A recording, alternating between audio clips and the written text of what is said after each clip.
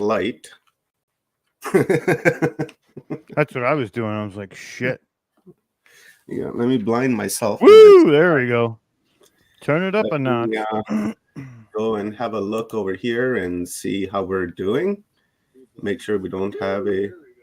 There we go. We did. I feel like I'm wearing mute a night ourselves. shirt, but it's not. It's a regular shirt. It just seems to have this issue with the collar here. What the hell's happening? Oh, it's because it's off to the side. That would be why. All right. There you go. Hey, look, There I we got are. my collar on too. It's a collar day. Not so much a collar. It's just a, you know, You kind look of like lovely. a flannel shirt. Thank you. So happy day, everyone. Who is sleep deprived out there? Let's see it in the comments. Happy equinox, happy autumn solstice, or happy autumn equinox. We have the summer and the autumn equinox that happens at the same time, and the solstice is the same thing. When we celebrate our winter solstice up here in North America, in down south in Australia, they are doing their summer solstice. And then, of course, when we do our spring equinox, they are in their autumn equinox, and that day is today. And we've been building up to this day for the last 9 days, collecting that beautiful energy from Sindal, who started this, right up to Phil Gruber last night. And we collected all of that energy, all of that beautiful energy from grandmother circles and from all the panels that we've had, from our walk-ins to individual presentations, to oral lectures, Dr. Rita Louise and Dr. Lesson and Janet Lesson, and on and on and on it goes. Thank you very much to all of those people who've presented over the course of the last week and help us gather this energy. So today, at the end of this day, we'll do a meditation, short meditation, and then we'll keep our friend Clarence in our mind. And when we release this energy into the world, we're going to direct it towards Clarence, so that Clarence can be healed, so that Clarence can gain some weight, so that Clarence can talk, and Clarence can breathe, so that he can come back and continue to give us the uploads that he gives through closer encounters, because he's truly an epic man. I love him to death. He's like a brother to me. So that's what we're going to be doing today. And then starting tomorrow morning, we're going to begin to collect that energy again. And then when the conclusion of this event happens, we're going to absorb that energy. And when we absorb that energy, we're going to move forward. And then when we move forward, we're going to use that energy to begin to create a new timeline for ourselves. So that's what my plan is, Rob. So what about you, brother? Well, I mean, we're on the same plan here. And I just want to say that today is the culmination of, like you said, the 8 days and the different areas of expertise and the information. So we've activated everybody with the information. The information is the activation, right? Phil Gruber says it the best, and it really is true. And I've been preaching this for a long time, but he articulated it so much better than I could. So we've been activating you to this point. Now it's time for those who are activated to create that cascade effect that creates an entire new paradigm around the world. So it's time for us to become those frontline workers, and let's say it's time for us to become those frontline light beings and really transition the rest of the world to follow in the wake of what we've done here, to be that next better carnation of humanity. Stone, you're down south. It's your autumn equinox. What do you say, sis? Yeah, no, it's lovely and dark. We've got a nice storm going on. It's blowing like a gale out there. It's cleansing all of the negative energies that have been around us. And tomorrow, when it dries, when the day comes, when the light comes in, it will be all cleared. So there's a mass storm clearing here going on. So I mean, totally, everybody is being activated now. We're all coming into the acknowledgement and the appreciation to ourselves that, yes, we were right. Yes, we have been right the whole time through. We've done the work. We've earned the right to say, no more. Now let's shine.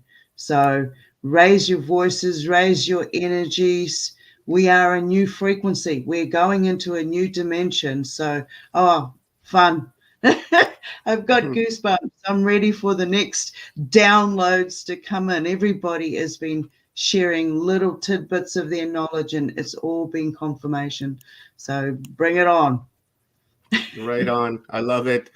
Let's before we begin to commit some blasphemy here, who's ready to commit some blasphemy here? Because I know I'm ready to commit some blasphemy. I commit blasphemy every day.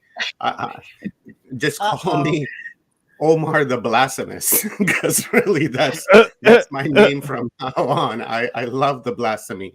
I really do. And our next guest, my good friend Michael Feely, has raised my awareness on that, because before I thought blasphemy was something negative. And then Mike came along and then made me aware of what blasphemy actually is. Now I'm proud to be a blasphemist. Then you guys should be proud to be blasphemists as well, because Mike will explain to you exactly what blasphemy is. If you guys are not familiar with Mike, then you will find out. If you are familiar with Mike, then you already know. If you're not familiar with Mike, you're probably living under a rock, as I like to say. Let's change the view on this, maybe like that. There we go. on So, guys, today, channel. like we were saying last night, is going to be an amazing, amazing day. As you can see, we have very little speakers today, but we have some very powerful speakers today. And this day was designed in this way. So we're going to begin the day off with our friend, the blasphemist, Michael Feely, and we have him for exactly 2 hours. So he's going to do a brand new presentation that's being, featured here for the first time. And then after that, we're going to get to pick Mike's brain, because the last few times I've brought Mike on, he's on for an hour and then we kick him out, cancel him, and out he goes. And I'm not kind of, happy with that. So I've been trying to work around that on how I can engage in a deeper conversation after the presentation. So we got Michael Feely, and then right after that at 10:20 we have Dr. Michael Cremo, and then after that we have Dr. Smir Osmanovic, and then after that we're going to get a download from Flo Kruna and get some conscious music. And then after that we're going to have a feature film, There's Got to Be More to Life by Jennifer Koofman, and then after that we're going to have a panel discussion. After that, we are going to have our very own Paul Anthony Wallace, one of the sponsors of this event, come on, and then we're going to close the day off with Oli Demigard. So that is the schedule for today. Please share this out and give this stream a like on whichever platform that you're watching, and give it a like. And if you feel compelled to make a donation, please do so through the pinned comment in the chat room. So with that being said, let me bring up Michael Feely. I really don't think this guy needs any type of, bio reading, because we've just done so much work with him that majority of our viewers are quite familiar with him. And if you're watching on other platforms like on New Realities and such, or you've seen Michael Feely on Portal to Ascension. But just as a quick note, Michael Feely is a former police officer. He's an esoteric code breaker, and he's an investigator. And the years that he spent as a policeman, that investigation skills, really prepared him to, investigate and crack codes of our ancient past and the esoteric past, especially, and from the Bible and other religious books that are out there. And Michael's decoded those. And, he's an amazing guy. And I will be sharing links to his website. Here, I'll show you guys one of his many books that I have. This is, I really like this one right here, Alchemy of the Gods. It's an incredible book. And Michael is also working, like the light worker that he is. And I love it that he's creating children's books with the same type of messages that he has for books for adults, so that we can begin to teach our kids the real, true history of our past. So with that being said, Michael Feely, welcome, my brother from another mother, my fellow blasphemist. Thank you very much. I appreciate your time here, your afternoon, my morning, and your contribution to Humanity Unplugged. Well, thank you very much, Omar, and as always, it's a pleasure to be here. Thank you for the invite. Just to go before I start into blasphemy, since it's been mentioned, A tree comes from the same word as true. Now, the only parts of a tree that you cannot see are the roots. So the roots are symbolic of the unseen, the unknown, secret information. Now, the word blasphemy means to uproot. So in other words, you are uprooting the unseen into the manifest world. You are exposing what was once a secret information, what is truth, into the public arena. So if you are basically a blasphemer, you are helping to uproot secret knowledge into the public arena. So hello to all you fellow blasphemers there. So Yeah, right on. Yeah, I guess we all blasphemous, huh? absolutely, Yeah, anyone that exposes what is hidden is a blasphemer, which is good. So what I'm proposing to do today is that the first part will be, to say, a brand new presentation, and after that we can obviously have a Q&A, we can have a chat, and we can get together and have a sort of esoteric chat just to conclude. So this is me, Michael Feely, and even though you can see who built the pyramids on there, the actual title of this talk is Beyond the Illusion, because that's really where I wish to take you. So if you can just confirm, Alma, they can see the... Mike, you want me to add it to the screen? Okay, just go back to your previous slide and I'll add it to the screen.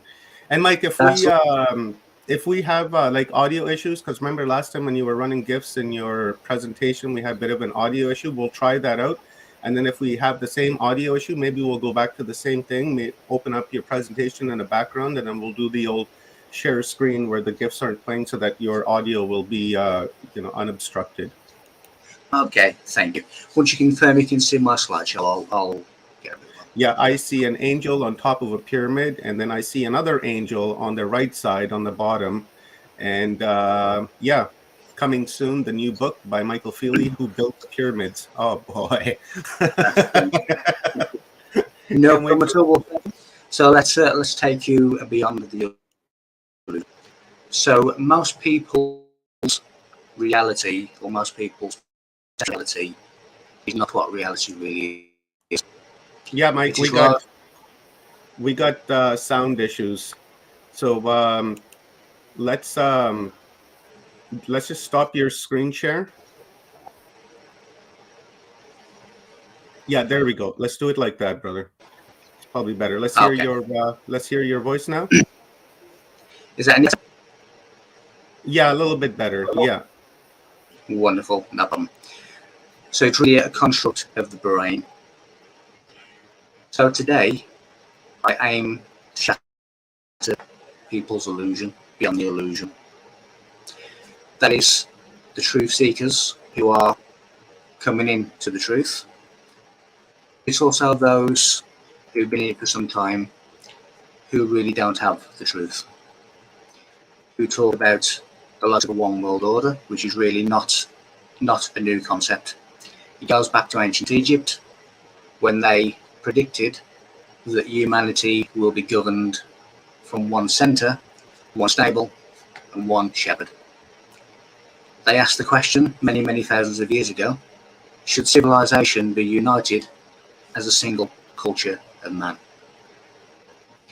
As I say, it is nothing new. People say to me, how do you get the information that you do? A lot of it is inner sight, which is inner knowing, which is downloads, and that really is how I get a lot of information. It's quite clear that we all live in a prison planet. We have all this surveillance, every move we make is monitored. Everything that we do is legislated against. We live in a prison planet. And yet, when we have the likes of this famous flag of the EU, it is 12 stars. 12 is really a Lamed, which is the wisdom of Solomon, or the book of wisdom. It urges nations to seek knowledge. Unfortunately, they don't. So we send our children off to school every morning. We send them to be institutionalized into a world that is false, and they grow up believing that it to be true. They are told that Neil Armstrong was first on the moon, but on the ocean of storms there are Egyptian obelisks So quite clearly, someone was there before Neil Armstrong did ever land. They are told that Christopher Columbus found the Americas. That being the case, who are the natives that met him when he got there? Surely they were the first to find the Americas. However, when you look at the likes of Roslin Chapel in Scotland, you can see that in the architecture, they've given you some kind of clue that they had been and found the Americas. Now, this is the maize and aloe plant at Roslin Chapel in Scotland. Now, we are told by history that Christopher Columbus found America at the age of 42 in the year 1492. However, we have a native to America only maize plant carved into Roslin Chapel, and this was built literally 2 years before Columbus ever set sail. So Columbus was not the first to be in America. So let's go back in time, to wind all through the universe, to a place of nothingness, to a place of silence. And we'll stay in that space just for a few seconds.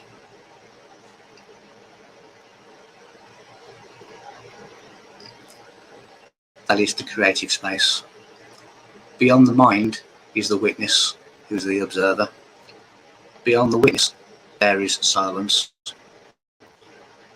The cause wished to know itself through the medium of effect. And so it separated, it split. But as a result of that split, we had to have the creation of what we know as duality. That is the only way that we can have perception. That duality is a mirror symmetry. It is the division of an object into two mutual mirror images. With duality, you always have a manifest and an unmanifest presence that are in simultaneous existence. It can be no other way. When we look at the likes of the Hegelian dialect, it tells us that the human mind can only understand with duality. To give you an example of the manifest and unmanifest, at the moment, life is manifest and death is unmanifest in simultaneous existence. At some point, they will change positions and death will become manifest and physical life will become unmanifest. When that happens again, that is what we know as reincarnation. Now, we see reincarnation within the laws of nature. Every year we see the leaves dying, dropping off the tree, and then we see them growing again into full bloom. That is a reincarnation that we see within the laws of nature every year. Something is only recognizable if it becomes separate from unity. The visible world that we know is only recognizable because it has separated from original unity. Because then we have a comparison, and we can only have a perception if we have a comparison. Now, with reincarnation, sometimes people will have what they call déjà vu, which is really a conscious self-memory. It is the recognition of things that you may have seen before or done in a previous life, and you have some kind of self-memory of doing that. The word divine means to divide. In other words, to separate into parts. And that is exactly what we did. We separated into trillions of different parts, which is all part of the unity. Now, things turn out just how they turn out, not necessarily how we want them to turn out. It's almost as if somebody else is at the wheel of your car, the wheel of your vehicle. Because the creative force is not influenced by humans. A realization is to be. It is not thinking or talking about it. So therefore, praying to God is thinking of God, but it is not realization. Man can never find God outside of himself. It is something for the church book conveniently not tell anyone. Our physical body, when we come from a celestial place, is the cross that we must carry. The physical body is the burden that we have to carry. The cross, the Christian cross, is the body. It is man with arms outstretched. The position between the shoulders and the top of the head is the fourth way, which is the return to universal knowledge, which is our Father. At creation, without motion, there is no such thing as material existence. Even at absolute zero, there is still motion. So time is really a discrete series of movements. And it is almost like a movie reel called a flickery. So our eyes and brain work like that movie reel, and anything that goes faster than the flickery between the frames is invisible to us. When I was doing a talk at San Francisco, I pointed my camera out of the hotel window just to take some scenery shots as a memory. About 4 weeks later, when I actually got the photograph, I saw this UFO, which was whizzing past my hotel window, which I couldn't see with the naked eye. It was moving faster than the flickery, faster than the movie reel between the brain and the eyes. Creation is the tree of knowledge of good and evil, the tree of life. Now, when duality is created, it is what we know as good and evil. It is positive and negative. When we become unified once again and go beyond duality, we then become authorized to eat from the fruit from the tree of life. This is what the Apple Corporation logo is telling you. It is telling you it is beyond the duality. It is the unity, once again, the unity of self, which gives people the authority to eat from the fruit of the tree of life, which is creation. Now, in 1936, there was an excavation 50 miles outside of Athens in Greece. Part of that excavation, a 12-foot-6 box was discovered. Now, the only content of that 12-by-6 box was another smaller box that was about 3 times the size of this cigar box. Inside, 2 scrolls. And they related to beneath the base of the Great Pyramid, where they spoke of something called the abyss of universal intelligence. When excavated, it revealed sacred, secret, advanced technology, almost extraterrestrial-like technology, inside or below the base of the Great Pyramid. It also showed the history of mankind, from the metaphor, which is Adam, to the 7th civilization, who are the flame bearers, who are the torch bearers of knowledge, as we move to a different reality, to a different timeline on Earth. It also posed a riddle. That riddle was, at the preciseness of 1, a passage of revelation befalls the seeker of eternal truth. Its key of knowledge lies with verbal tones for 35 of 60. That was the riddle that were found on these scrolls. At the top of the Great Pyramid, there was a secret entrance, whereby 1 stone slid open upon the usage of the correct word and the correct frequency at a time which was divisible by 7. Number 7 is important in the physical world. Now, the 7 continents, the 7 chakras, 7th heaven, all of these different things that relate to 7. Now, all the laws on which the pyramids and other monuments are based, together with the history of those who built them, are inscribed on the stones of the pyramids. Now, I don't know if you can actually see it on this slide, but every one of those stones where that gentleman is has an inscription. And that is the history of those and all the laws of the universe, astronomically and nature. It turned out that the riddle, the preciseness of 1, meant 1 single stone. 35 of 60 related to 35 seconds of a minute. So in other words, at a time divisible by 7 of the exact day plus the correct tone vibration, key words, there was an opening whereby 1 stone, the preciseness of 1, slid open for 7 feet, enabling people to go inside. One day, soon, I will tell you that secret word, the secret time, and where the entrance is. But nevertheless, it rolled away the stone and people were able to access. What they discovered, that this stone, which is at the top of the Great Pyramid, led them down to subterranean chambers that were at least 980 feet below the ground. Now, just in kind of perspective, that is just short of the height of the Eiffel Tower going down into the ground. A pyramid, the word pyramid in Hebrew, means, which means the revelation in measures. In Egypt, pyramid is shuti, which means light.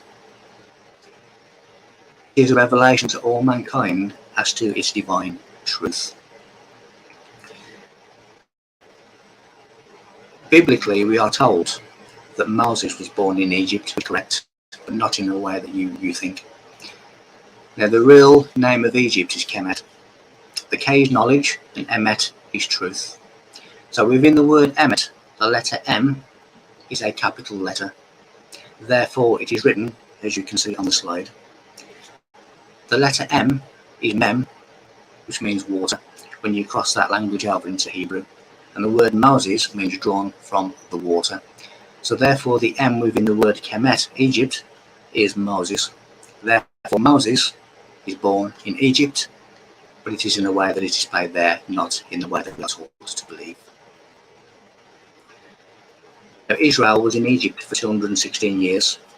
216 is 6 times 6 times 6, which is the number of animalistic man before the rise out of captivity, which is the lower chakras. That is the exodus from the lower chakras to the promised land, which is the mind.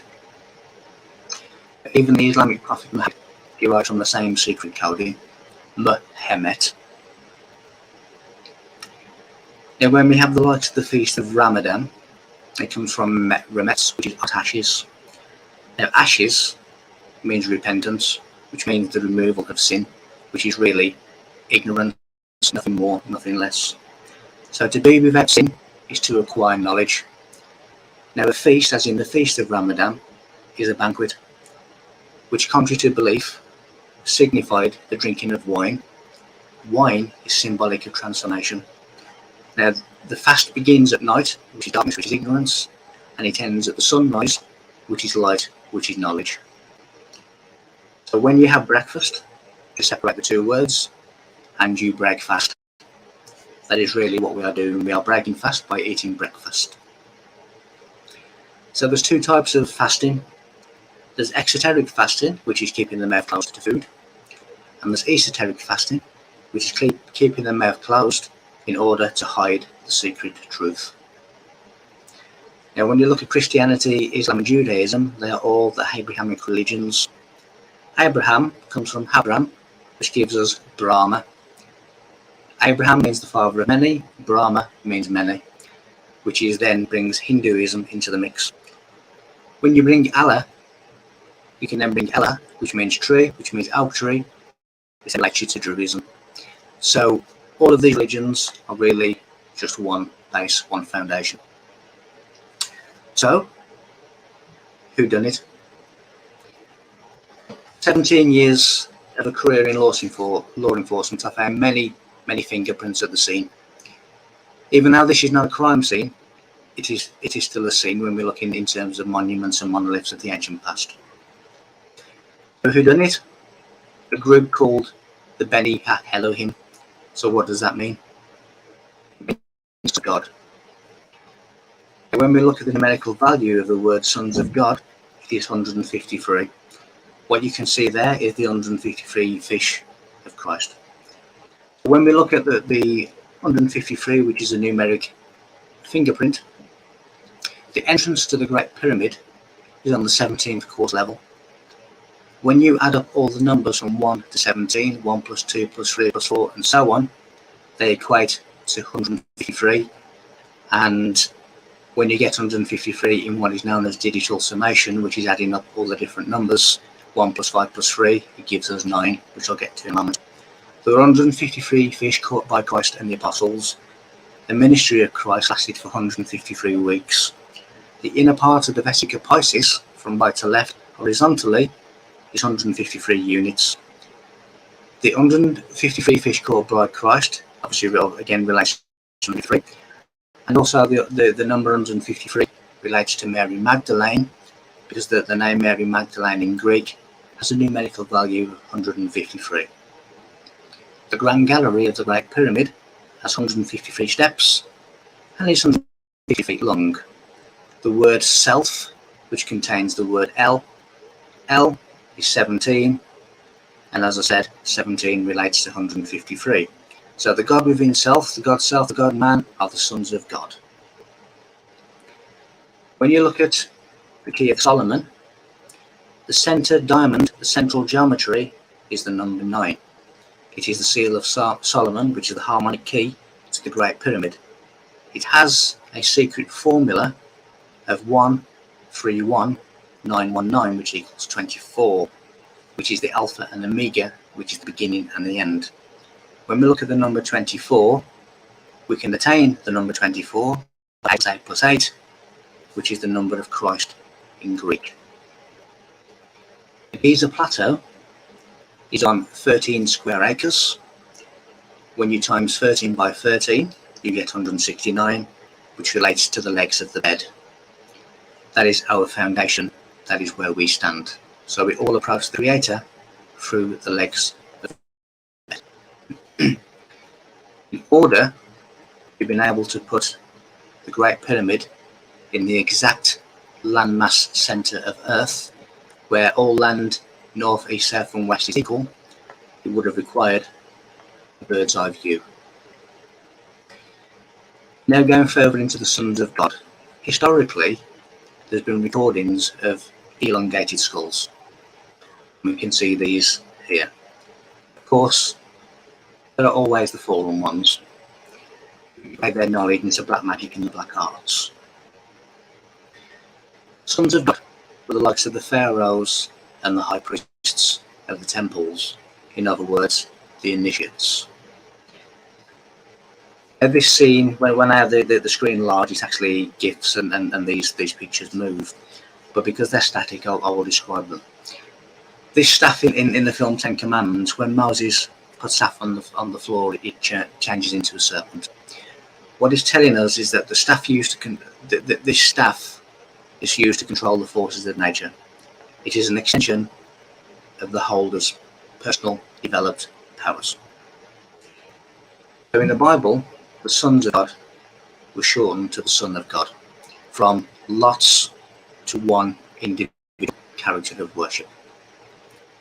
The symbol of the sons of God was the lion, and we can see many depictions in Egypt of lion men, etc., etc. The sons of God operated from the 7th sphere, which is that of divine consciousness. The past and the future they could see consciously through witnessing the cause and effect simultaneously. They were telling us that they were able to see into the future. As you can see in this depiction, you can see helicopters, you can see boats, etc.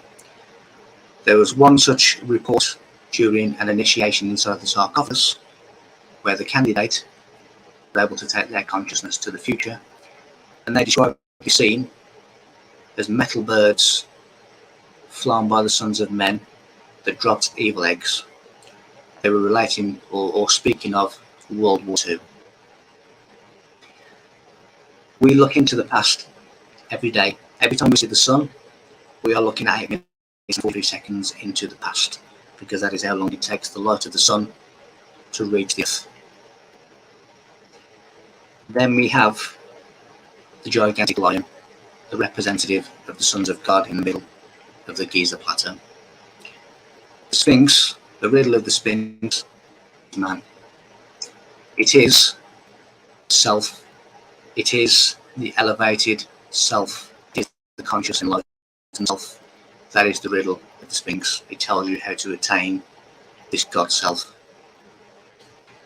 Now, when I looked at the measurements of the Sphinx, I put together a mathematical formula. So the Sphinx is 240 feet long, it is 66 feet high, and it is 20 feet wide. When I added those numbers, times those numbers, it came to 316,800. 316,800 just happens to turn out to be the pyramid itself, the New Jerusalem, which is the city in the sky, which is really the biblical heaven on earth. When I took those numbers further, as in the Sphinx, I got 144, which is God as man, or man as God. So God in flesh was the Son of God, or the sons of God. And the sons of God are God consciousness on earth, or as we're told biblically, on earth as it is in heaven. When you work in the seventh sphere of divine consciousness, you are anchoring universal knowledge, the knowledge of our Father, down to the earth. What you are witnessing in this Giza Plateau and all the other monuments around the world is a legacy and silent witness to the wisdom and the knowledge that once reigned upon earth. It contains within it astronomical and natural law. That is why there is so much advanced mathematics inside the Great Pyramid, for instance. My sense of humour calls it star laws, because it really is astronomical law that is within the Great Pyramid.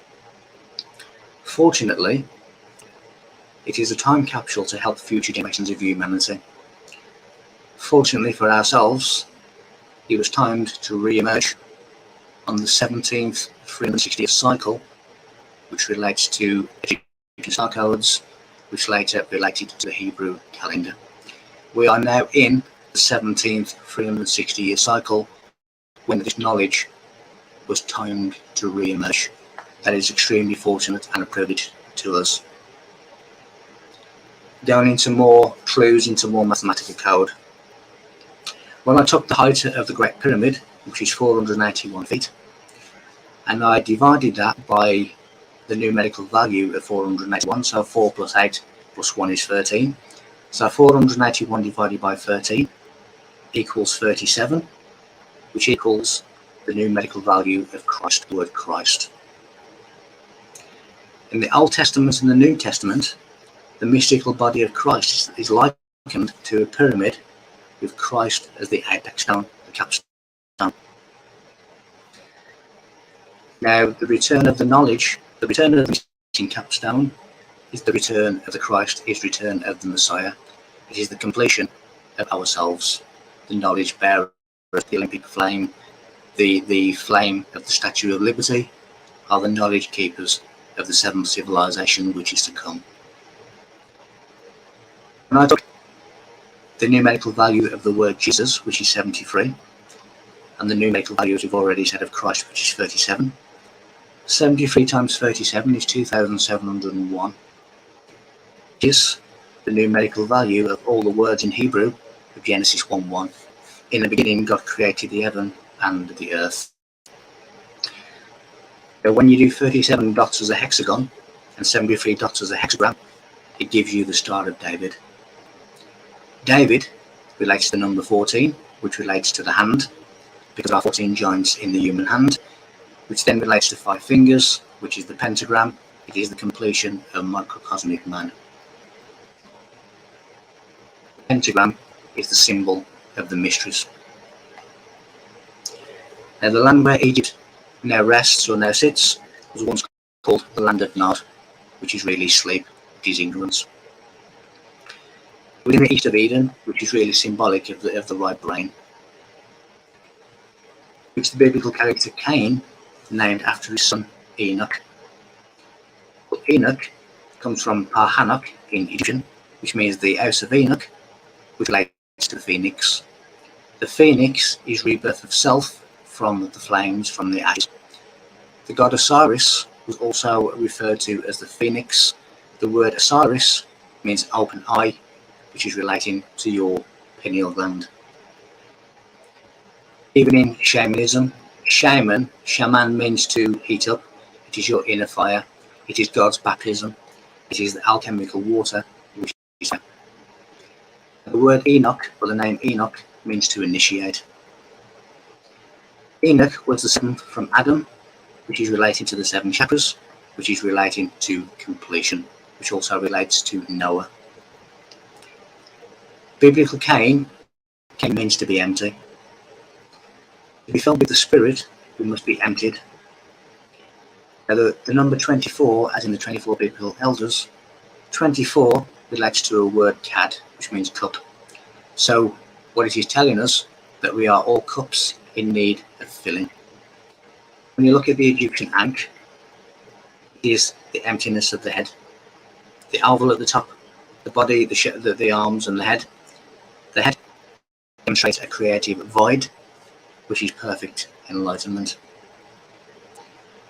So when Mary and Joseph went to the inn and the inn was full, it is telling you that you can't enter the kingdom of God if your mind is not empty, if you do not have a creative void. So Abel, which means breath, which means spirit, was killed by Cain, was killed by emptiness.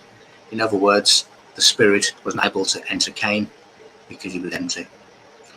And when we see Christ at the Feast of Bethany, Bethany comes from Bethanu, which means the house of bread, which has the same meaning as Bethlehem. Bread is Lord, which is spirit. It is telling us that we need to be filled by spirit. The House of Lords in the United Kingdom is basically the Lord. It is telling you that they are not spiritually empty. And when the Queen gives out her knighthoods and the person knighted becomes entitled Sir, the word Sir comes from Ser, which is Leo the lion, which is the symbol of royalty. The word royal comes from the Hebrew word Malkuth, which means the Godhead manifest. Regulus, as you can see there, means regal, which means royal. Again, the symbol of royalty is the lion. So thou shalt not kill, or in other words, thou shalt not kill the spirit and prevent its entry. By consuming certain things, junk food, drugs, cigarettes, alcohol, you are killing the spirit within. That is why, esoterically, the followers of the likes of Islam and other religions do not smoke or drink alcohol. Now the word alcohol is alcohol, which is really a fine metallic powder to darken the eyelids, which is a form of alchemy. This is exactly what the Egyptians were doing with their eyes. Black dot is the atom, which is the third eye. It is the Egyptian equivalent to the Hindu bindi. And the wings are really to walk upon the wings of the wind, which is air, which is knowledge. When we see the likes of the Illuminati pyramid and the all-seeing eye, at its steep level, we are saying remove the blindfold, which is Masonic ritual. This is where we see the light. It is to bring into view an eyewitness to the sublime truth and the acquisition of knowledge. We're going back to the rulers of Egypt and other locations of sacred sites, the elongated skulls of the sons of God. These elongated skulls have been found at many sacred sites around the world: Stonehenge, Egypt, Peru, Malta, Russia. All of these different places of sacred sites, they have found graves of elongated skulls. Now, an elongated skull is necessary for a fully developed master, which is the greatest spiritual abilities and capabilities. In other words, they were able to absorb and take in higher divine energies. They would use this in the likes of the Ark of the Covenant. And this is the Ark of the Covenant. It's a sarcophagus within the King's Chamber, which ironically is exactly the biblical measurements of the Ark of the Covenant. They're going back into passages. That's what you can see in between the red circle, has a hairline crack between the actual cement fill and the stone. This is one of those secret passages that you can open with the voice. Initiation really is where you increase the body's capacity to receive higher frequencies. You have to also expand the nerves, your nervous center, in order not to blow the circuit. If you are not ready, if you are not capable of taking these increased powerful energies, it can result in death. That is why the likes of Egyptian initiates and others spent many, many years preparing their body. Now, when we look at this depiction, this Egyptian depiction, we see a baboon with Thoth. Thoth is really thought, but what is the baboon? The baboon is the olfactory tract within the brain, which deals with, ironically, the nervous system. This is what they needed to expand in order to take in these additional energies. The first initiation, however, is birth. It is baptism in the waters of the earth. Then we go on to the counterparts of the sons of God, which is the sons of men, who are really only interested in materialistic power. There's your likes of your governments, your priests, all of these. So when we look at ancient depictions of giants, that is really talking about spiritual giants. And a giant is a metaphor for someone with greater insight. So they were spiritual giants. The word Anu, who was the chief god of the Anunnaki, in Egyptian means man. So when the Bible tells us that the sons of God took the daughters of men, what that is really saying is that in order to create an hereditary chain of incarnation, the sons of God had to implant their special power into the daughters of men in order for them to reincarnate at a future time in history, in order to come back and help humanity. The daily struggles of humanity takes them further and further into matter. And who is the Lord of matter, or what is the Lord of matter? It is the character that we know as Satan. Satan is the law of matter. So when we see the likes of money, when we see the likes of power over others, when we see the likes of lustful sex in pop videos, that is really materialistic. It is satanic consciousness. It is the law of matter, which is Satan. It says in the book of Job that Satan came among the sons of God. In other words, the sons of men, the materialistic, power lustful sons of men, destroyed the rule of the sons of God. But the law of spirit is God, and as I say, the law of matter is Satan. It is the constant battle between the two. So how does the planet Saturn or the satanic matrix come into this? Well, the planet Saturn is the limitation of matter and time.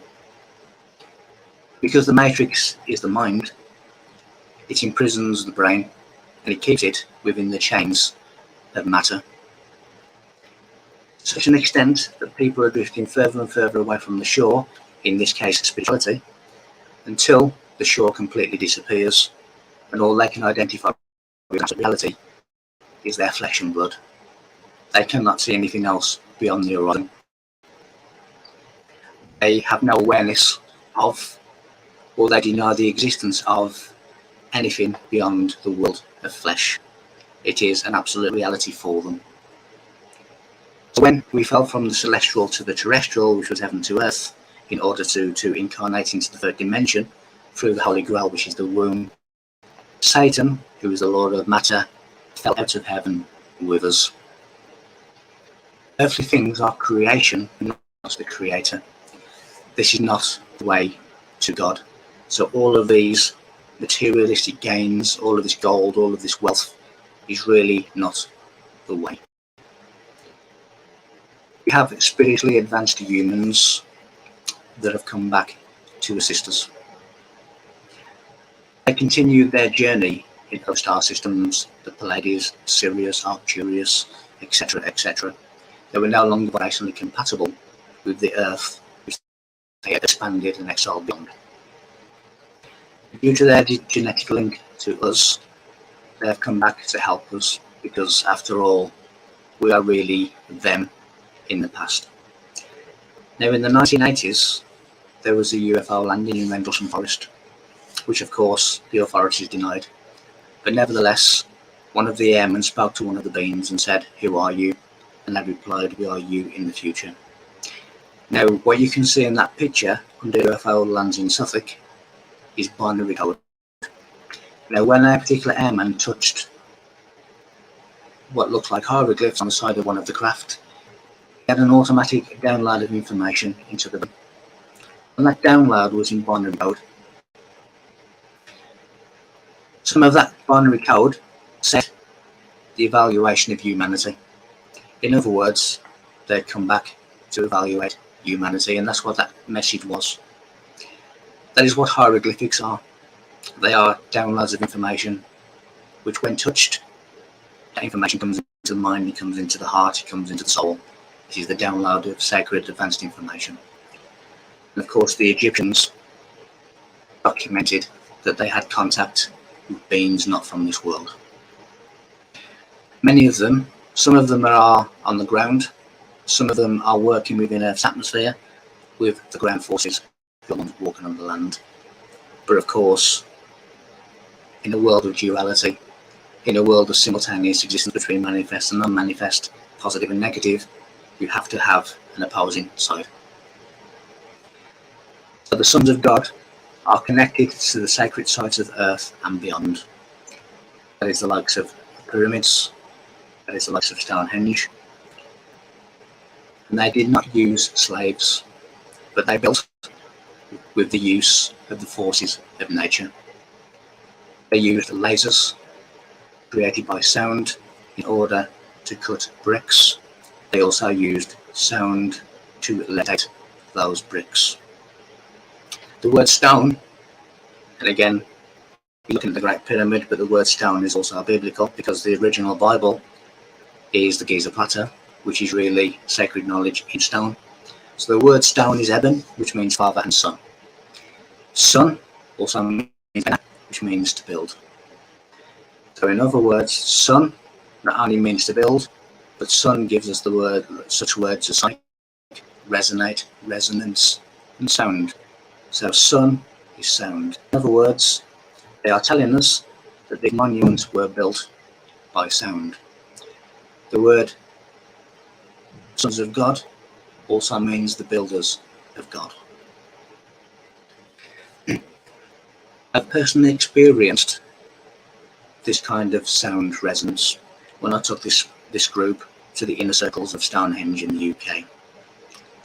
As we were doing it, one of my co-hosts on the day went into the central circle and began to do what is known as tonal wheels, which is voice harmonics. She didn't know she was going to do that. She just walked over into it in a trance. But when she did, she made stones sing. Now, this is really known as sympathetic transference. If you have things together like these tuning forks and you hit one tuning fork, when it gets close enough to the other one will also start to reverberate. So in other words, it is a sympathetic transference, which is what happened at Stonehenge that day. These squares, again, are built with purpose. This is the square of truth. When we look at the cornerstone, biblical cornerstone, it was put in the direction of northeast. And why was it put in the direction of northeast? Because northeast is between dark and light. Now, when you look at this Masonic checkered floor, the corner that points to northeast is where the two squares meet. That is between dark and light. The pyramids were using matter to manifest divinity on earth. When we see the Great Pyramid and its 8 sides, they are telling us that that particular monument was built using the perfect square, the square of truth. If we were to stack all the stones that we used for the Great Pyramid, it would take us from Cape Canaveral in Florida to the alleged landing site on the moon. So the divine creative force is nothing and everything in simultaneous existence. But in order to know, to interact, to understand itself, and to see itself from the perspective of effect, it had to split into fragments. We, in this particular incarnation, are matter with a human consciousness. We could well have been a cat with a cat consciousness, but we are human. We are matter with human consciousness. But when the creative force recognizes itself in the third dimension, this is what happens.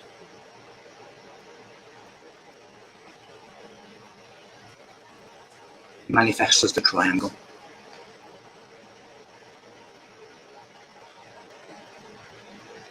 In other words, one becomes three, and three becomes one.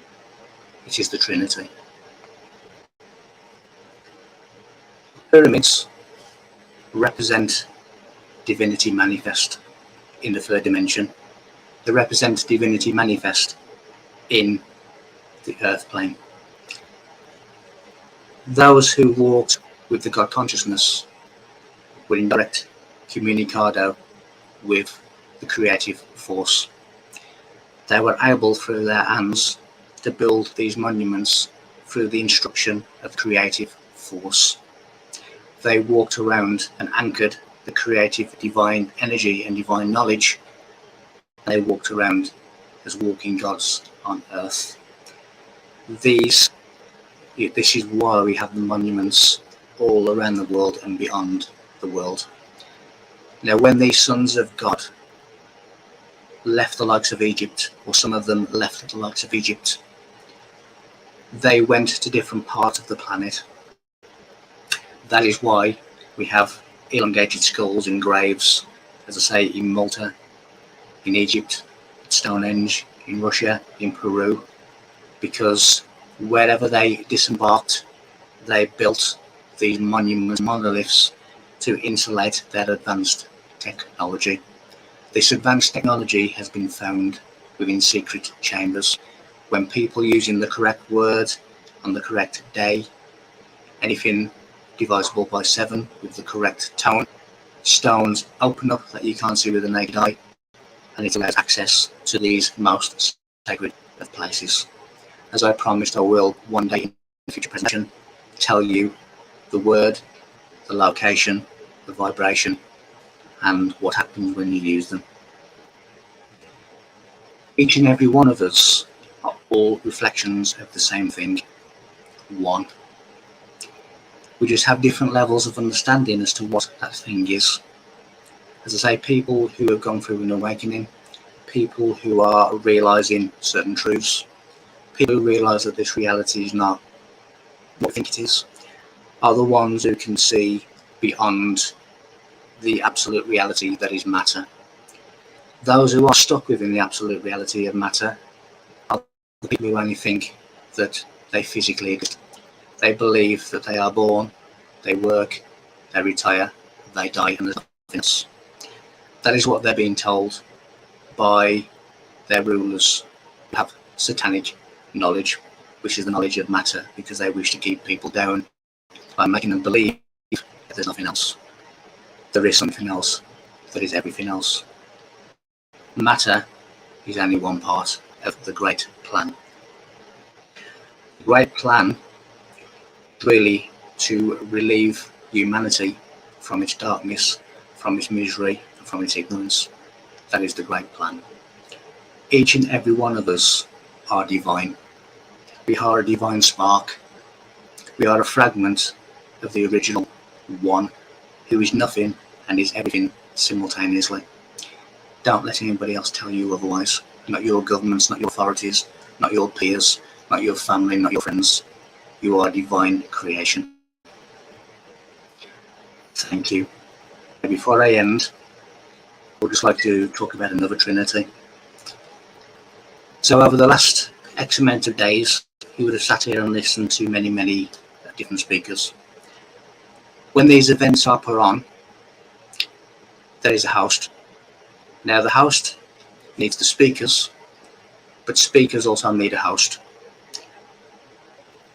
Beyond that, hosts and speakers need an audience.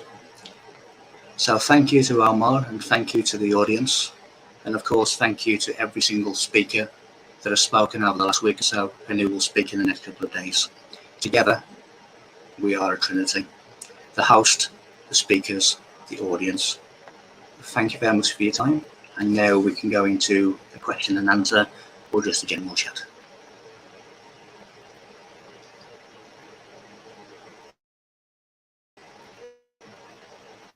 Wow, Mike. That's what I can say. Wow, that was amazing. Are you with me? Yes, thank you. I'm back now. Just removing my screen. Thank you. Wow, brother, that was quite the revealing. I now that's some blasphemy happening there, and I love it. That was deep blasphemy. That really was. I truly enjoyed it, and there's so many things that you said in there that caught my attention, and I took a few notes down while you were talking. And one of the things that stuck out to me was when you were talking about the legs of the bed. Now, can you expand on what you meant by the legs of the bed? Because I don't think I've ever heard that saying before. Okay. Basically, everything stands on legs. So you have, the bed. You have the monument. You have the Great Pyramid, which stands on its base, which is its legs. We do stand on our legs. Everything that in existence in this form stands on its legs. So, in other words, when we face the Creator, when we return to the Creator, Mm-hmm. we face that Creator from a certain stance, from a certain way in which we've conducted ourselves, and a certain way in which we have had a belief system or a conception. So that really is standing on your own 2 feet, really. So we have to stand on our two feet, and those are the legs of the bed, which is obviously mathematically the number 169, which relates to that. So really, we make a stance, and we face, we face the mirror, we face the reflection of ourselves. We face the things that we've done and the decisions that we've been made, standing on our own 2 feet, the responsibility of those actions. No, I like that. That's very, very enlightening. Yes, we do have to stand on our own legs and take responsibility for our own actions, especially when it comes to this programmed reality that we're living in. And once we expose that reality, that false reality, then we have to take responsibility for it. Is that what it's meaning? Instead of like ignoring it and putting your head in the sand and saying, oh, I don't want to deal with it. That's it. I'm just going to put my head in the sand. Well, the one thing this mission really is responsibility. The amount of people that demand to be rescued, Christ coming on a white horse, or UFOs landing on the garden of the White House. There are so many people that are demanding to be rescued and expect to be rescued. The people who are shouting to be rescued and rescued to be helped are the ones that are not giving any help. So what it's basically saying is each and every one of us is responsible for our own actions. We are responsible for our own ignorance. We are responsible for our own awakening. We are responsible for our own lessons. So it's really a responsibility.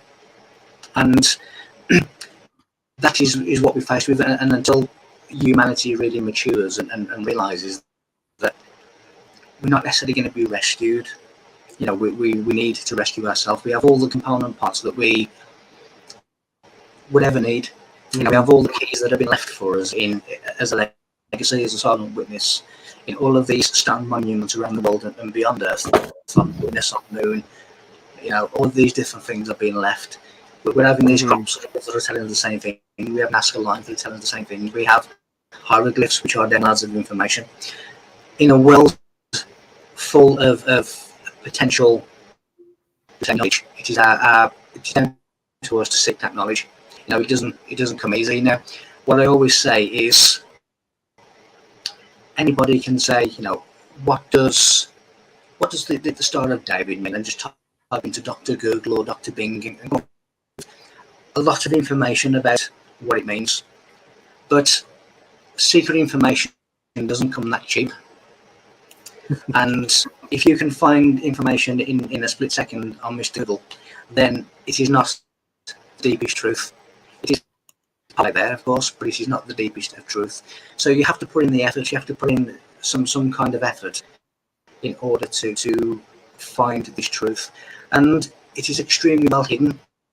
And it is extremely well hidden, for one, so you could keep it away from the wrong hands.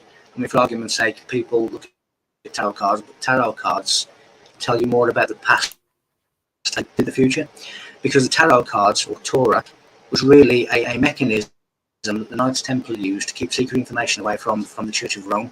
So when you look at the likes of, the Fool, or in modern day playing cards of the Joker, that is really talking about the new initiate who's just starting out on his journey of discovery. And all of these different cards are really secret information. It is the same with dominoes. It is the same with dice. And I've said before, when I've demonstrated with dice, that every opposite number on a dice equals 7. So 7 is the unmanifest factor, which again is an important part of the third dimension key. Now, when you add up all the words, 1, 2, 3, 4, 5, 6, because there's 6 faces on the dice, in a secret language known as cipher, that equals 103. So 2 dice, which is 206, which is the amount of bones of the body. So Eden means paradise, and what you have with the secret information is the paradise. So it is talking about the temple as the human body. That is what the dice is really indicating. We have all these different mechanisms of secret information there for us all to understand and to decipher. And as I say, it doesn't come easy. Now, when I've looked at things, we've been knowing with this thing, and I've meticulously pieced everything together. Sometimes I can't remember how I've done that. I just have. And when I look at mathematics, and I just have these ideas that come into my head. That what if? Now, the question and the answer come at the same time. When I look at why is the Great Pyramid 491 feet? It's not just random, thing. Why not 482 or 480? Why 481? It encrypts Christ within the Great Pyramid. 481 feet divided by 13 equals 37. This is the number of Christ. It is encrypting all of these biblical things because it is the original Bible, and the Bible was extracted from that and then rewritten in order to reflect something else, whilst it maintained this secret original information for those who have the eyes to see and the ears to hear. So it really is, everything is deliberate. When you look at 481 feet, it gives you 204 course levels. Now that gives you the age of the pyramid, which I've said in other previous talks of 73,440 years of age, because using Egyptian star codes and using Hebrew calendars, which come from Egyptian star codes, which was then hidden within the Dead Sea Scrolls, the Common Cave Scrolls, which was then hidden by the Knights Templar, and I found that it's in Roslin Chapel in Scotland. It tells you the age of the Great Pyramid. It tells you how to work it out, and in the same way that you would work out the age of a tree with its rings inside the bark, when you look at the 204 course levels and you put them as 360-year cycles, which is what the Hebrew calendar is, then when you make that mathematical equation, it's 73,440 years of age, which is how old the pyramid is. So wow. All of this is really deliberate mathematics, which is the law, astronomical law, it is the law of nature, and of course it is these laws that are encrypted also within the pyramids, the Great Pyramids, and every stone, as you saw on one slide, if you could see that, has inscriptions.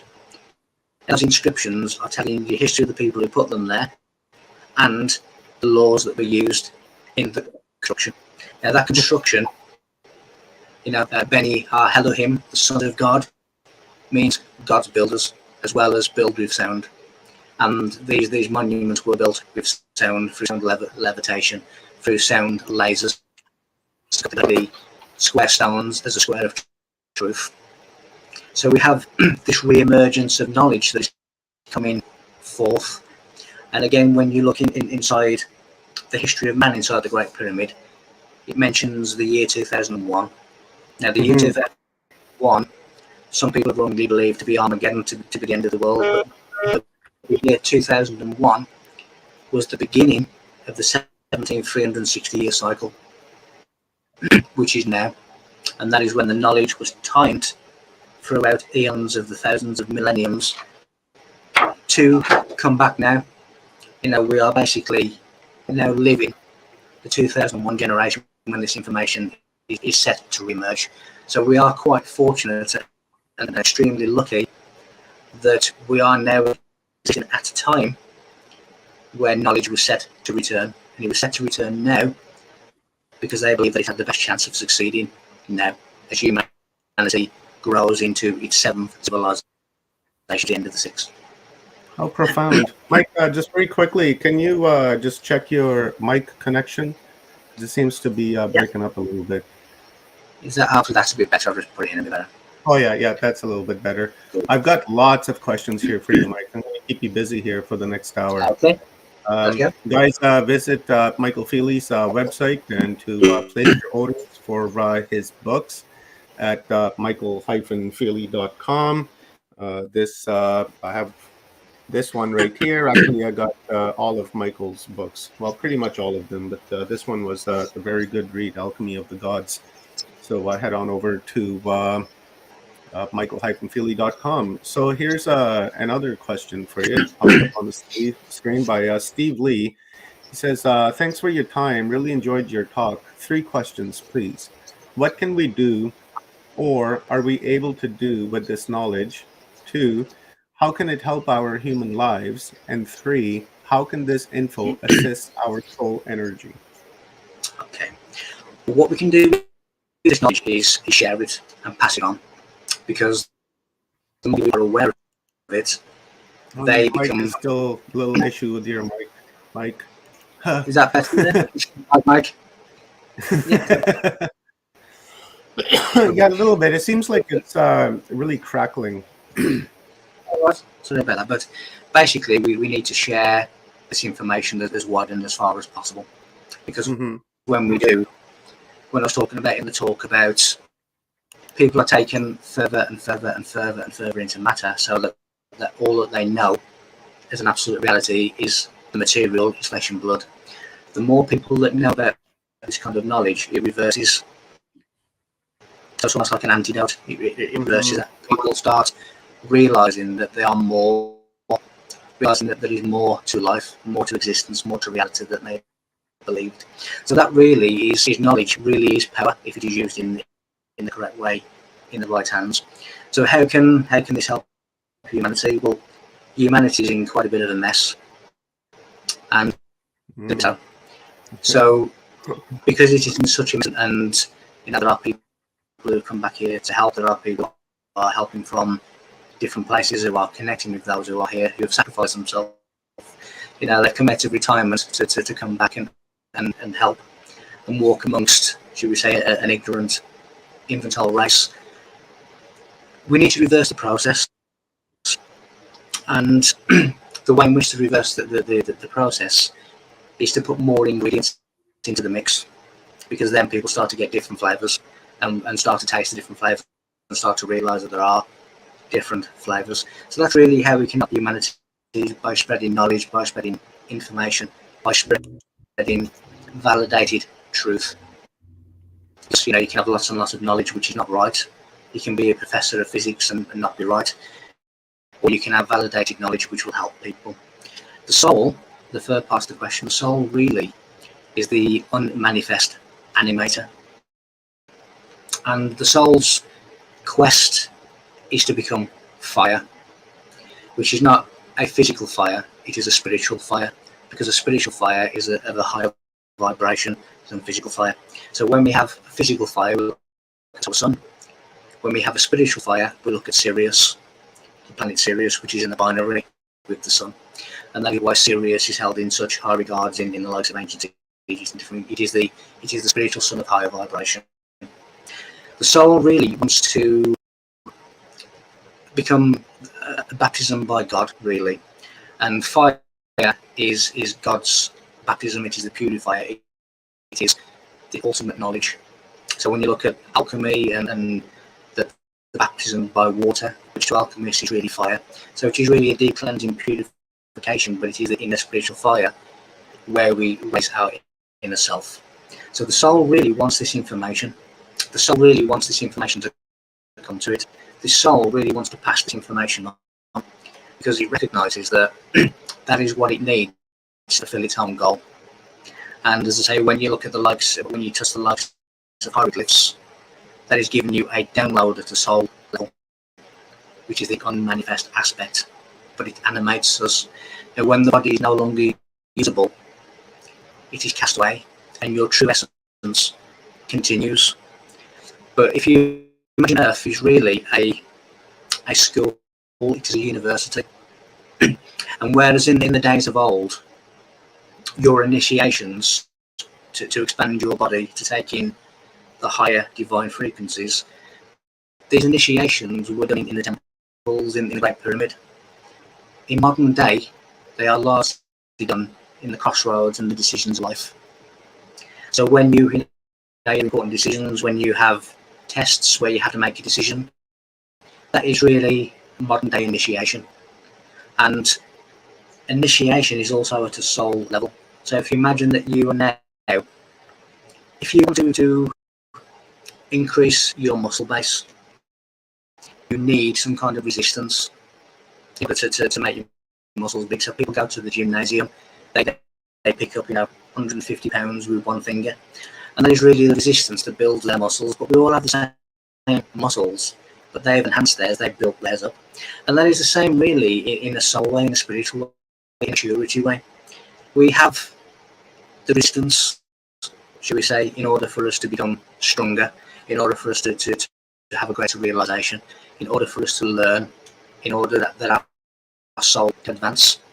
Now, when it goes beyond Earth, you have really compatible frequencies. So if you never get this, if you never listen to this, if you are always within the absolute of matter, then you will remain compatible with the frequency of this planet, which means you're going to keep coming back.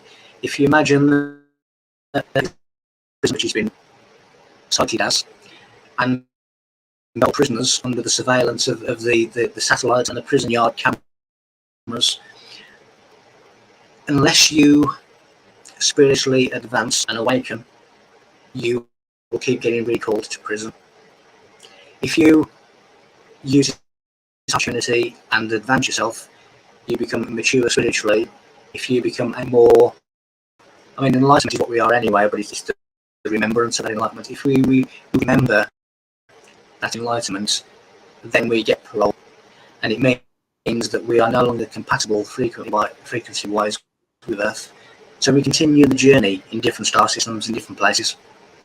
So really the aim for the soul, for the vessel, for the animation, is to advance, to learn, to listen, to see. And that really is down to ourselves to do that. So that is how we help humanity, that is how we help ourselves. What looks good for the parole board is when we help people. And we can sit there and say, I've helped all of these billions of people to awaken, to escape. That looks good for the parole board, the end of life review, should we say. So put it in different terms of understanding. This is now our opportunity to learn, to advance. But true enlightenment is not only learning and advancing yourself, it is advancing others and helping others. And that is basically my answer to that 3-part question. I got a follow-up question on that, Mike. But first, your mic is crackling up pretty bad. Is there any way you're able to use the mic from your camera instead of your actual mic? Because I think the connection, right up in here, back here, right? I think that may have an issue. So maybe if you can try to use your camera mic. Okay. Can you hear me? Is that okay? Yeah, I can hear you. Cool. I'll do it that way then, if that's any better. Oh, that's way better. Let's do the presentation over again. I want to hear it again. Have you got 3 hours? Yeah, I'll do it as well then, if that's better. But yeah, basically that is my answer to the 3-part question. Okay, so I've got another question. I'll ask Heaven's question actually last, because I'd like to hear the answer on that. Let's get a question in from Grandmother Suzanne. She was on a couple days ago with the Grandmother Circle, and she also did a presentation by herself. An amazing presentation. You guys should go back and watch that. I'll take the feather right here. The question is, how are these sacred sites being connected now to help humanity ascend? Actually, before I go to that, I want to ask that follow-up question, Mike. Now, when you were saying reincarnate and, pass this test here, we're approaching this, prophecy that many Aboriginals on the planet have called for, and most famous of them is from the Anasazi that has been given to the Hopi about the two roads. And we are at those two roads at that merger point.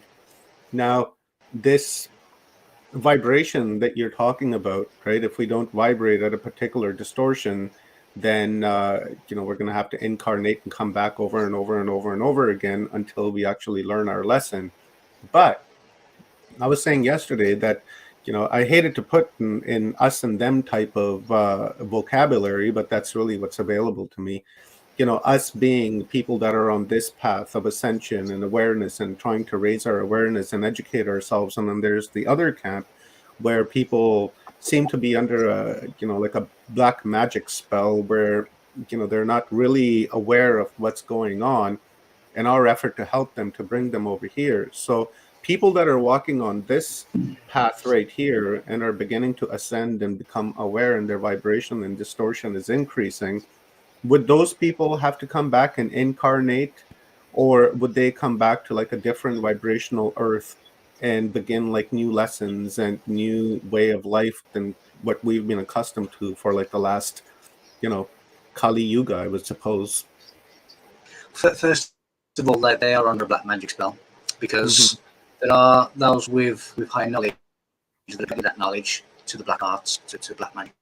Now, when you see any system that imposes its will on another, that is black magic.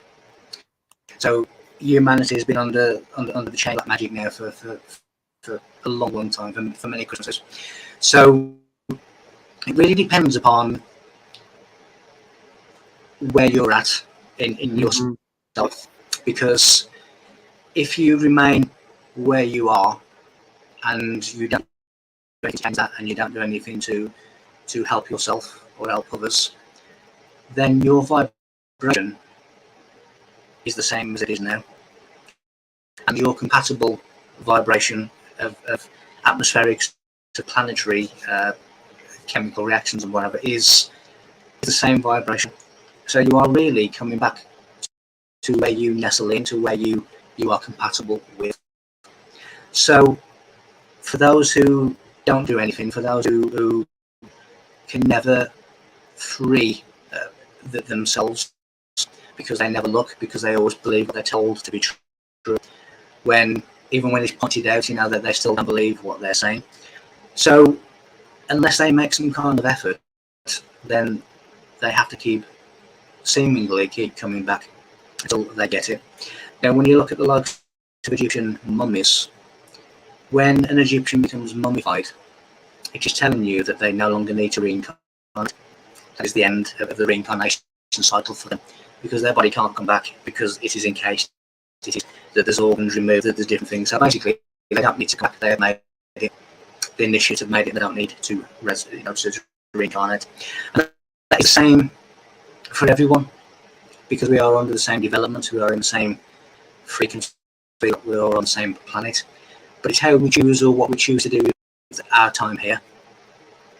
And if we choose that in development, in the development of ourselves and others, then our frequency automatically rises. With advanced knowledge comes the frequency of advancement, because everything has a frequency, everything has a vibration. So the words that are used, the things that we say, everything we talk, we are talking mathematically, we are talking as a vibration, we are expressing a thought. So when someone says something that's not particularly nice, that is a verbalization of a thought that wasn't very nice. So we need to control that. We need to control what we say, because what we say, we can either bring in real divine energy through the voice, or we can destroy someone. And we can destroy somebody with an instrument that has no bones, which is the tongue, because we can speak.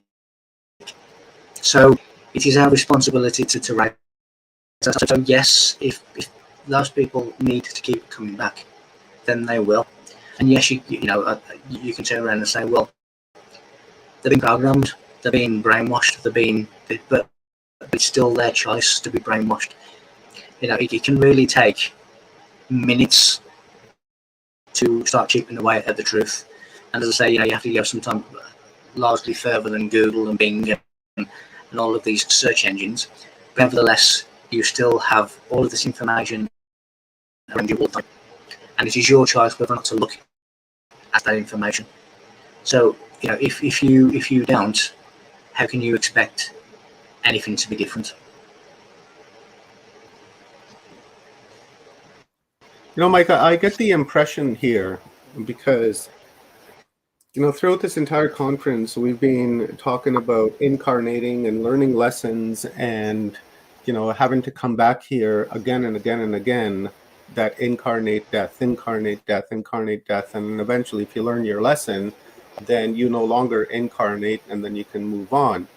But, from hearing all of this, I'm getting the impression that there is no free will involved there, right? Because if there was free will involved there, then I would choose not to incarnate, to come back and say, okay, well, I don't want to learn the lesson on this planet. I'm going to go somewhere else and learn it over there, right? But it seems like that we just continue to, go through this cycle, and that gives me the impression that I don't have the free will to choose for myself whether I'm going to incarnate here or not. And it's almost like it's being thrust or forced upon me to come down here to do whatever it is that I need to do, right? So is there free will involved in this, or is free will just like a fantasy that we, hope exists because that's kind of what we want, but in actual reality, there is really no free will involved here, because it seems we're just being told, you go, you didn't learn, go back. You didn't learn, go back. It's like putting a kid in the corner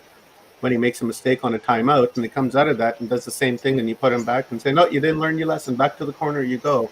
And that's the impression that I'm getting from this whole incarnate death cycle.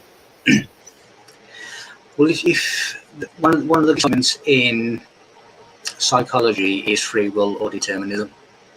Now, my argument is, regardless of how much you plead, regardless of how much you pray, regardless of how much you scream and shout, things turn out how they turn out. And that is not necessarily how you wanted them or pleaded them to turn out.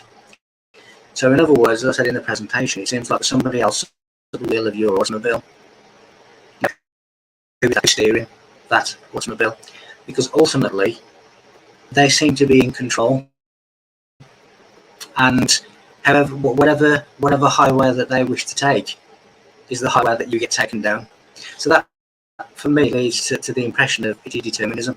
So when you look at what am I, what are you, we are fragments of information that feed back to the original nothing and everything. That being the case, whatever my microchip has to feed back is what will be fed back.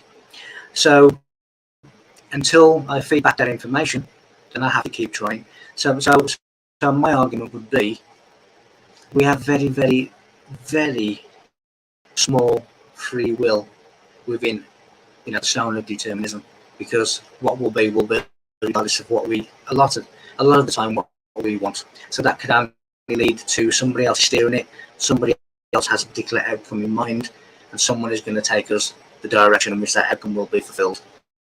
So that is the determinism about this. And we are really the original one that is experiencing everything. If you imagine nothing and everything, well, in order for everything to be nothing again, and in order for nothing to be everything, it has to experience everything. And that's like Thomas Nagel once said, or words to the effect of, he was a lecturer at New York University. He said, you could understand every single working of the brains of a bat, but you still would not be a bat. You would still not know what it is like to be a bat, because you've never experienced it. So to know everything, how can you know everything if you've never experienced it? It is empty. So each and every one of these things seems to be fulfillment or filling that empty space. Yeah. Yeah, I get the feeling in that as well, that we have that limited free will, because one, we have the free will to choose the avatar, the meat suit, and all the people that we want to be born to, and put together an itinerary of what we want to experience, and then, or what we want to learn. We come down here, and then we have like very limited free will, because when you're moving from point A to point B is determined, is going to happen. Regardless of what you say, what you do, that point B is going to happen. Whatever you do in your life is going to lead you and direct you into that point B. So from point A to point B, you have that limited free will of do whatever it is that you want, but B is going to happen, right? Regardless whether you want it or not, whether it's good or it's terrible. So that's where, I'm seeing it, that there is free will involved, but like very, very, very limited amounts of it, right? Almost like a droplet's worth from an ocean that says, here you go, just a little flavor, right? You can do what you want, but comes with stipulations. And if you don't do that, you're going to come back and do it over again. And there's the boss telling you, right? Well, that's right. Again, if you look at everything as macro and micro, and you look at, I walk out this house now. Do I turn left or do I turn right? I guess that's my choice. But what I'm saying is left and right has already been created. So it's still a limited choice that I have within the primitive creation. Yeah. And when you take that into a microcosmic level, now do I vote for Republican or Democrat? Well, again, that is an extremely limited choice, because those two choices have been chosen for me, and I have a very limited choice from what's already been chosen. So even though you can turn around and say, well, I have the free will to turn left or to turn right, those are the only choices that I have in that particular circumstance. So it is a very, very narrow, small bandwidth of possibilities. So yes, I have that very, very small choice, but that choice has already been chosen for me to choose from. And that is more determinism than it is free will. Well said, Mr. Mike. Let's do a question now from grandmother Suzanne. She was asking, is it popping up here on screen? Here, let's go with that. Press harder. Grandmother Suzanne asks, how are these sacred sites being connected now to help humanity ascend? All of the sacred sites are upon lines, magnetic lines, ley lines, whichever you wish to call them, that they are all connected by energetic lines.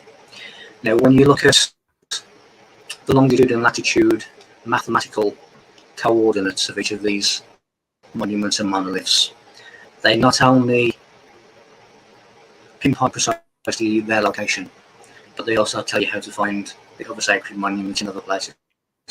So, for example, the famous face on Mars tells you precisely how to find Stonehenge. Mm-hmm. Stonehenge tells you how to find the face on Mars.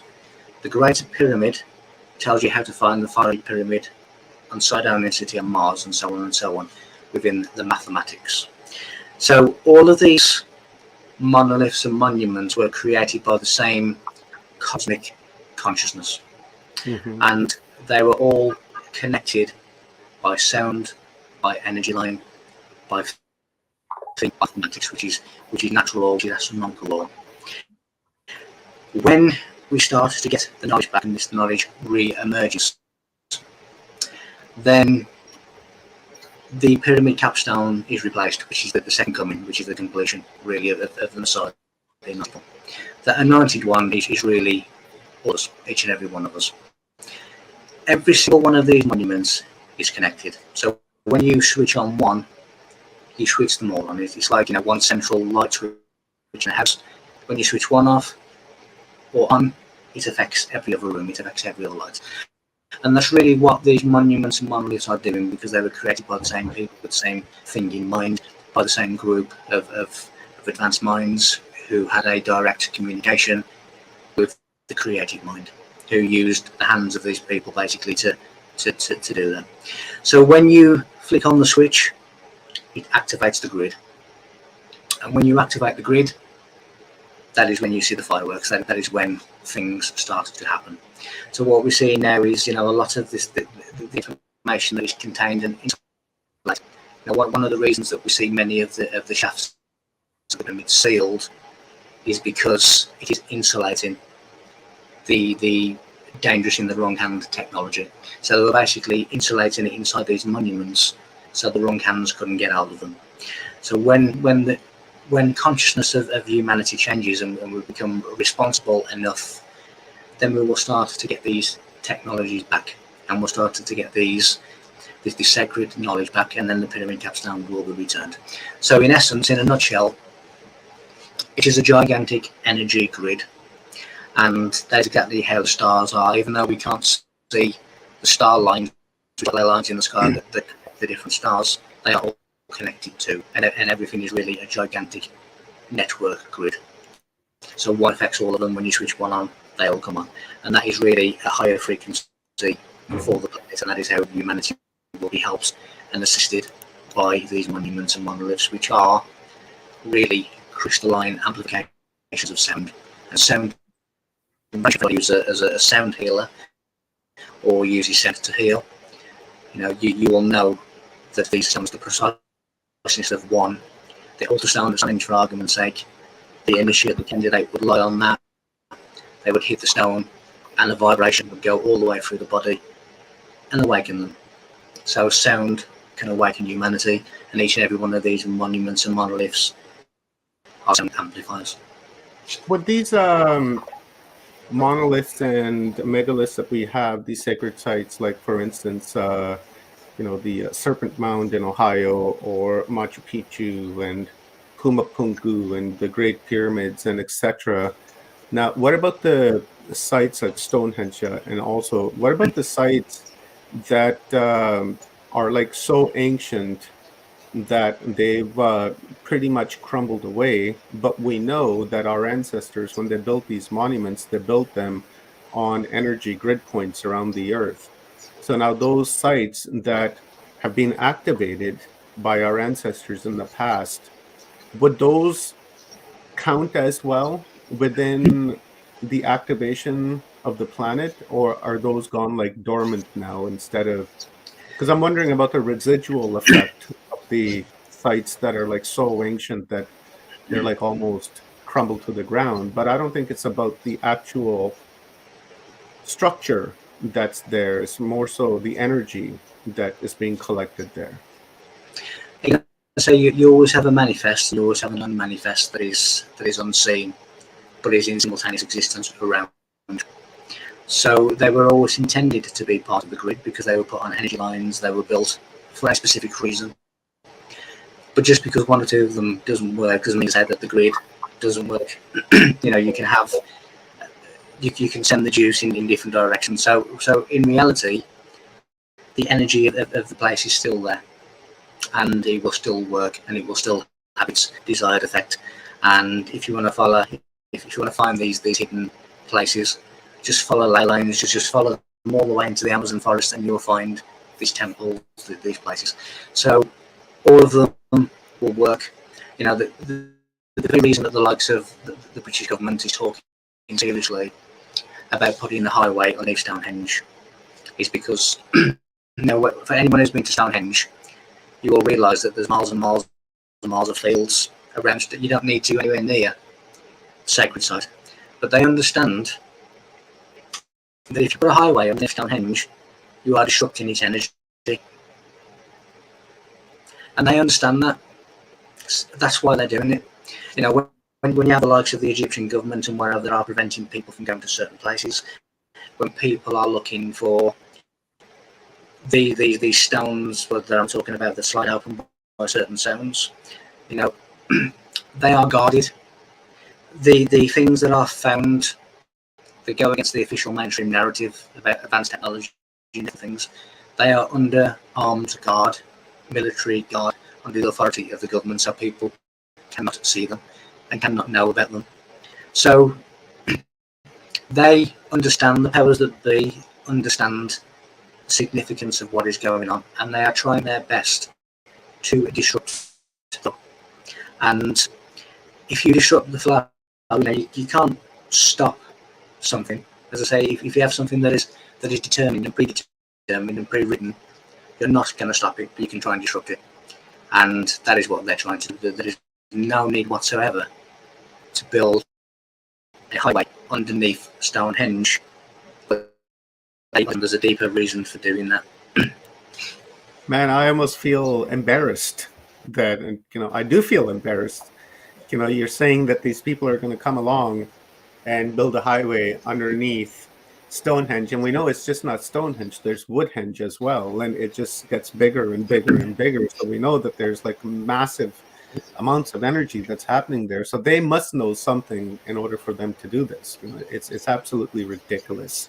Now, I got a follow-up question on this, because this is very fascinating with the monoliths and the megaliths around the world. Our Schumann resonance fluctuates up and down, depending on the mood of the planet. Now that we're going into this parallel timeline and the shift that's happening, how do these Schumann resonance will affect these megalith sites and these sacred sites around the world? What I really mean is like the position in space, right? And then with all the stars and all the planets that are around, like Venus and Mars, for instance, they're dancing together, the masculine and the feminine, across our sky. And the Schumann seems to be rising, and sometimes it just goes totally blank because it's so high. How would that have an effect on the activation of these sites? The Schumann resonance, obviously, is when they've done experiments and they've deprived people access to the Schumann resonance, that those people have become very ill very quickly. Mm-hmm. And then when they were being reintroduced to the Schumann resonance, then they became healthy again. So this was done multiple times, and it had the same result. So clearly we are reliant upon the frequencies of our planet. Our DNA is really compatible with the frequency of the planet of birth. Our vibrations are compatible with the planet of birth, and that is part of the Schumann resonance, which we seem to need in order to have health. When you alter the vibration or the sound of the dynamics of something, and of course sometimes it can have an impact.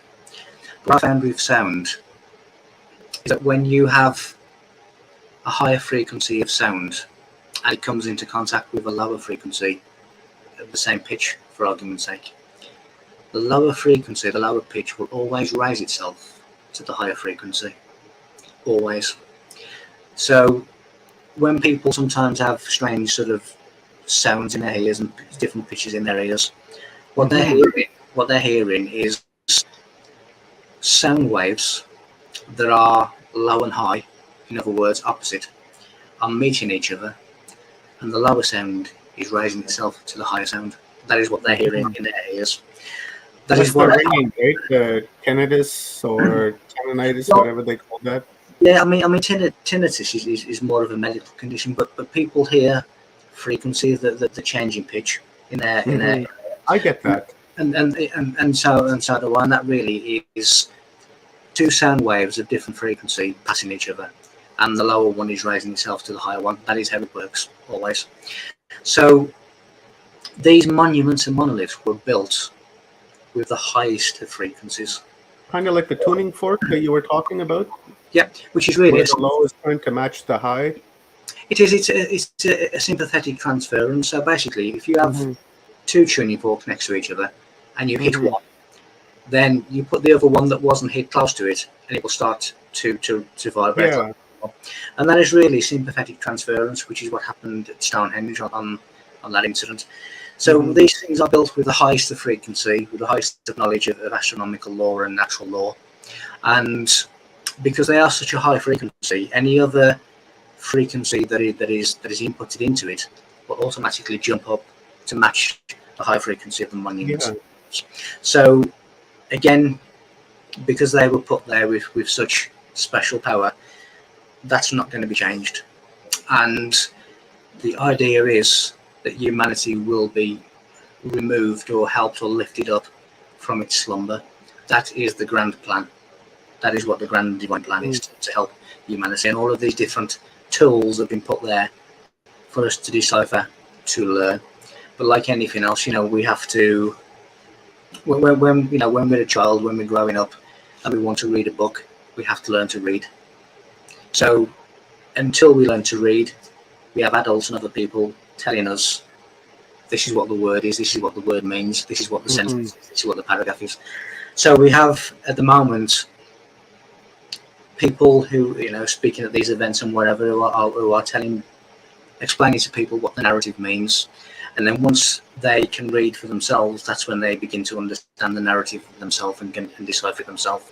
And when enough people decipher this information, because it's written everywhere, on every side of the pyramid, it tells you, then when we are mature enough, then we will rise our settlements. But regardless of what you input or try to disrupt with, it will always find a way, because it is with the highest of mind, with the highest consciousness, with the highest degree of natural and astronomical law.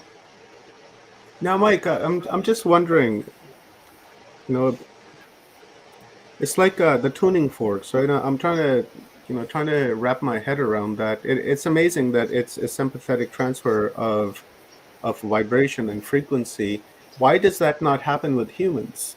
Let's say if you're vibrating at a high distortion and then somebody else comes along and stands next to you that's vibrating at a lower distortion, at a denser distortion, how come they're not getting that sympathetic distortion transferred from you to him, right? Kind of like the quantum entanglement, so to say. Good question, really. I mean, everything is built to a certain blueprint, and just like with all other blueprints, sometimes it doesn't work, but it is meant to work. And there's a comment in there by Stone about the frequency that come in and out of the air in different pitches is really information downloadable. Yes, because information can travel within sound waves. When you look at crop circles, the pitch and the sound that is coming from crop circles is the exact same pitch and the exact same sound that is emanating from the rings of Saturn. Within this sound, there are letters, there are phrases, there are sentences. It is a language. Now, when you look at some of the famous composers, Mozart, Bach, they used to deliberately put messages inside the sound waves of the symphonies. And that's how, and they used to pass information between families and different people, because they'd encrypted messages within sound waves, which is what's happening at crop circles, Nazca lines, hieroglyphs, all of these things. We all are really a vibrating, frequency-led vessel. And when we become ill, or a part of us becomes ill, it's because that part of the body has reduced its frequency and has become, again, incompatible with health.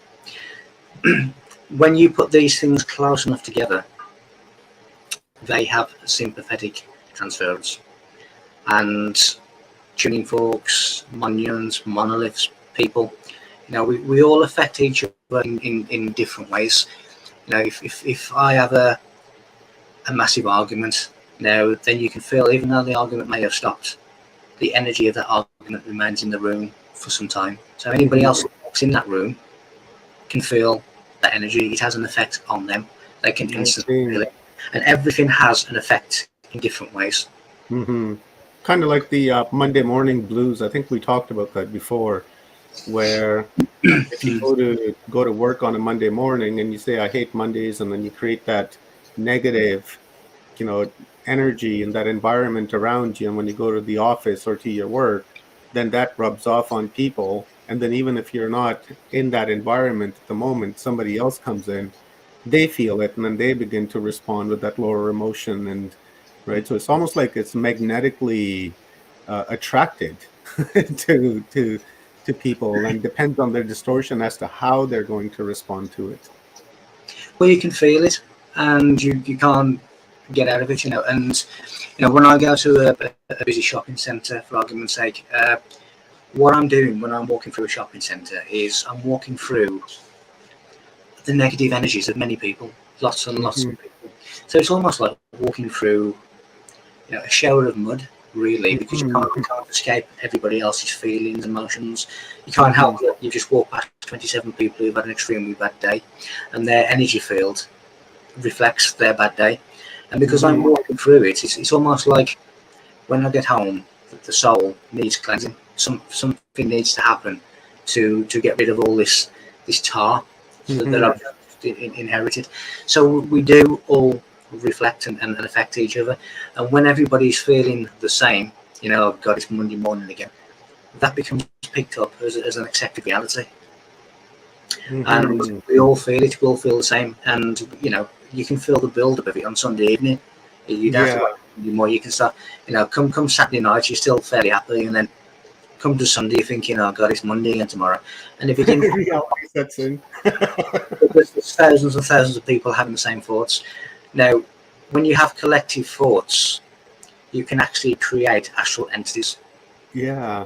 When you look at secret rituals in some of these secret temples, they are actually creating, through the power of collective mind, astral entities to interact with. Now, you can do that in a negative way, you can do that in a positive way. We have a powerful mind, and when those minds are together with a single focus, then you can move worlds. So, of course, if everybody's having the same negative thought and they're really focusing on it, then that is really a powerful force of creation. Because we don't understand how to control our thoughts, because we don't understand that every thought that we have is a creation that goes out beyond the mind, goes out beyond the skull, and it goes into the collective, and it can get picked up as a collective and become an absolute reality for people. It becomes the accepted reality, because we don't understand our mind, we don't understand the subconscious, we don't understand what thoughts really are, we don't understand how people are picking up on our thoughts, we don't understand that a lot of the thoughts that we have are not our own. We're picking up on other people's thoughts.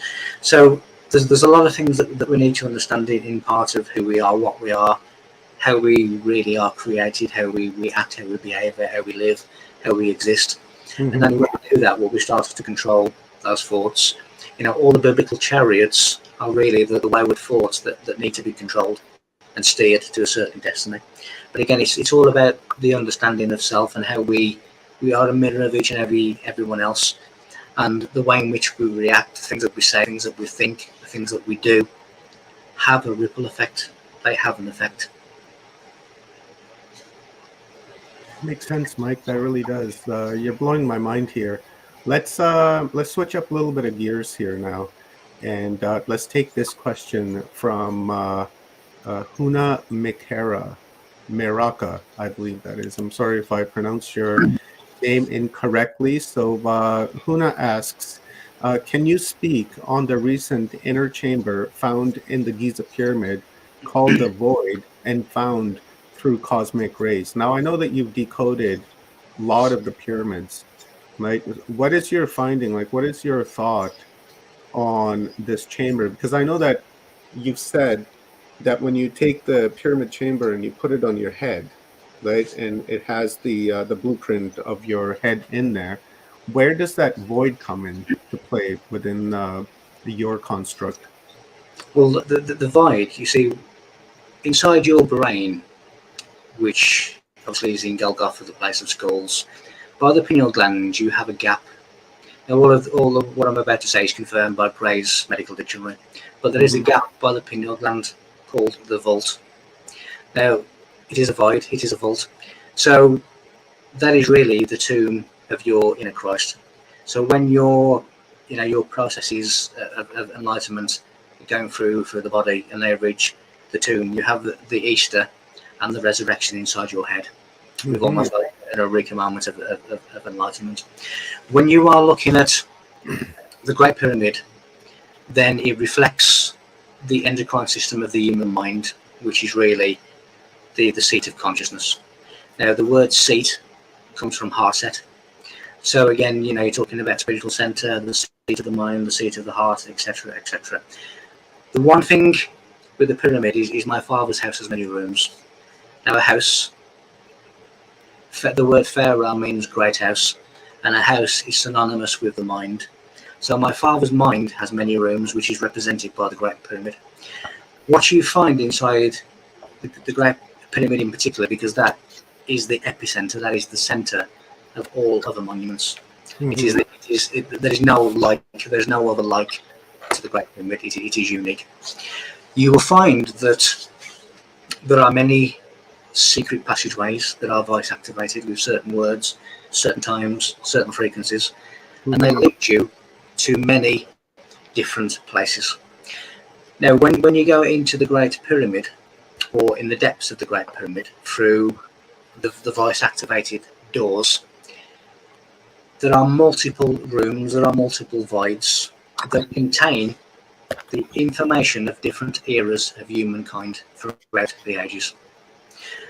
These voids and these chambers that are sealed, they contain technological advanced equipment machines that are far beyond what we know. They are far beyond what we are capable of using. They are dangerous in the wrong hands. Every single stone of the likes of the Great Pyramid is a note, it is a tune, it is an octave. And as I say, certain tunes and octaves will open doorways to slide open stones that you cannot see with the eye. Each of these voids, each of these rooms that will appear as a void, contains sacred information of the history of humanity and also secret technological advanced equipment that has been insulated inside these monuments. Now, the pyramids are thick stone because it stops things like dangerous frequencies seeping out. Now, many people have recorded hearing thunder inside the Great Pyramid, and they have heard correctly, because in the shafts and the tunnels of the Great Pyramid, what they were doing is they were releasing opposing forces, positive and negative, and the tension of those forces as they passed through the chambers and the tunnels created thunder, created light.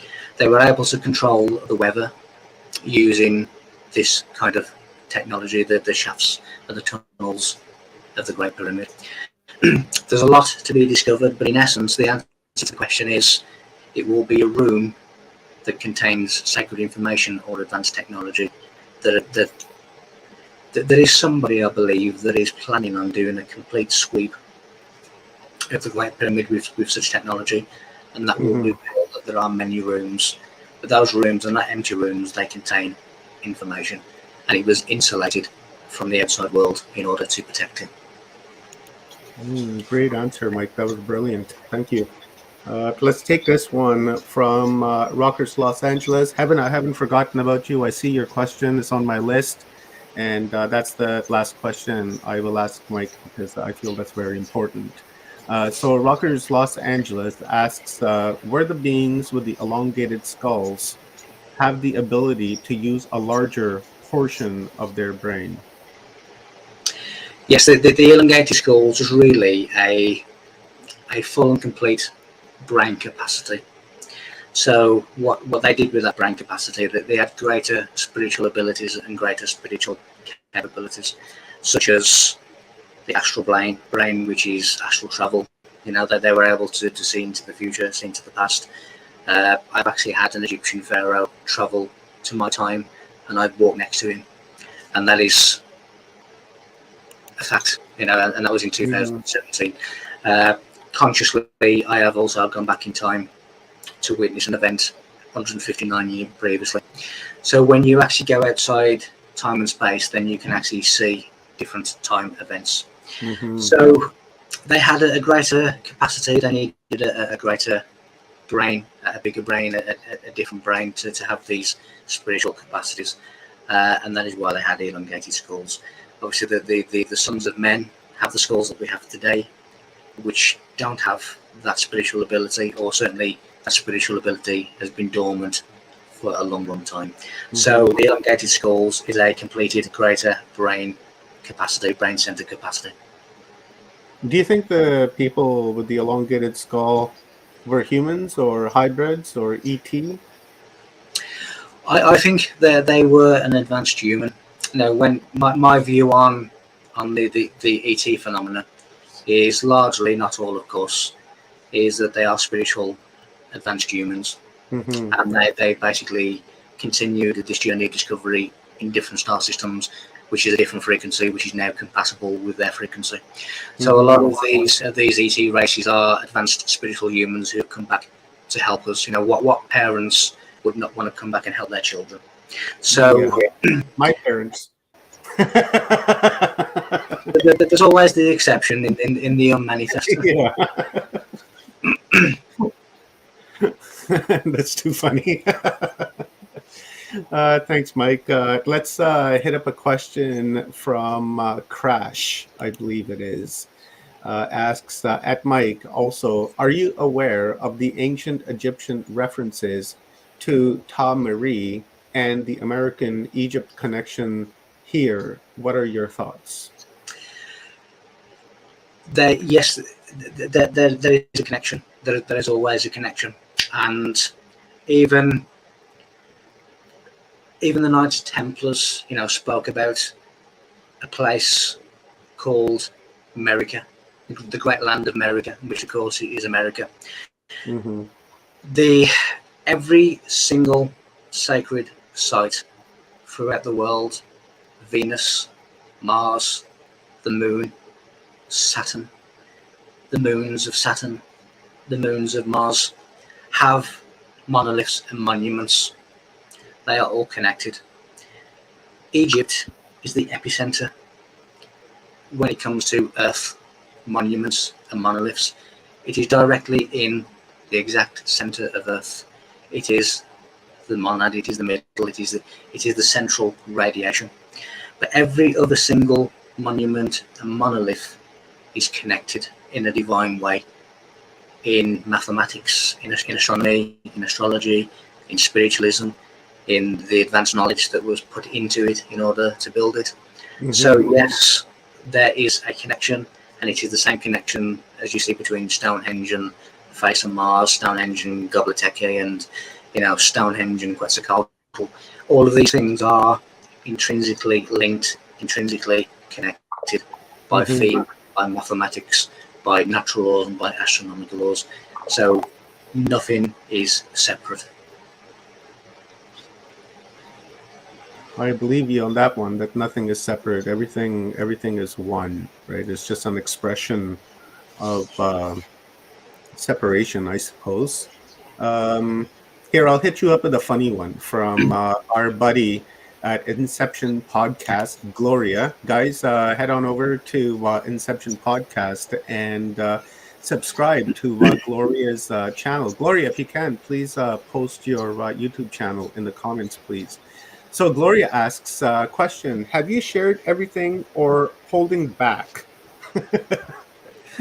I believe you said earlier you're holding back a little bit because the time is not right for us to get the frequency in the word. The honest answer is I've not shared everything yet, no. I've shared a lot. The information that I haven't shared relates to the information that has been shared. But no, there is part of the information that is still to come out. Mm-hmm. Again, as you quite rightly said, you know, the word, the frequency, the time, the day in which to open these stones at the top of the Great Pyramid to get in.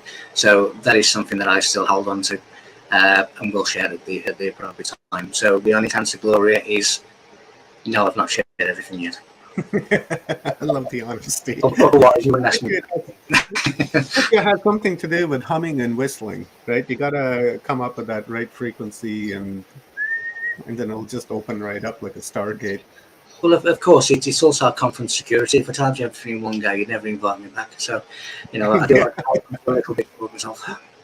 Regardless, I'm bringing you back no matter what, because I've read enough of your books to pick your brain for like the next 10 years anyways. Well, the new one will surpass by a long way everything that's come out so far. So there's a lot of information there where I'm not holding back. Yeah, so I'm looking forward to it. Yeah, for sure. Guys, visit michael-feely.com and go there and check out the book collection he has. And you can actually schedule a time to speak one-on-one with Mike. He has that service on his website. So let's jump to another question here. This is actually a follow-up from the earlier answer with the stars and the moons, and it's from Heaven is Here, one of our members here on Watchers Talk. She asks, have you heard anything about the stars, sun, moon, and other luminaries being electromagnetic projections from technology built by Creator located underground, also tech located under sacred sites? Yeah, just to that part, there's lots and lots of technology under each and every sacred site. Mm-hmm. Again, it is underneath the base. You know, in the abyss of universal intelligence for one, under the base of the Great Pyramid, in all the voids and all the rooms we're talking about, there's lots and lots of technology. There's lots and lots of races that have transcended and have actually gone in Earth, whereas others have transcended and gone into a frequency that we can't see, because there's lots of realities around us. In relation to the universe and the stars and the planets that we know of or think that we know of, my view really is that the third dimensional world is a construct of the brain. And we have really a pulsating, should we say, in computer terms, a central processing unit that is creating a software, but software is something that appears to be real. Mm-hmm. So my view of the planets, of the stars, you know, the Egyptian view of the stars was in the name of a star, which is Saba, SBA, which means gateway. So some of the ancient people believe that the stars were gateways. Some believe that they were souls that had left the earth. But my view really is that space is computer storage space. This is a software program, and what we think to be reality is a construct of the mind. You know, for argument's sake, our eyes see everything two-dimensional. Now the brain transforms that into a 3D model. So the 3D world is a construct of the brain. So nothing is what we think it to be, and stars and luminaries and planets would fall into that category. And certainly, another way of putting, you know, the defragmentation, the return to oneness, all of these different terms can be summed up with the projection returns to the projector.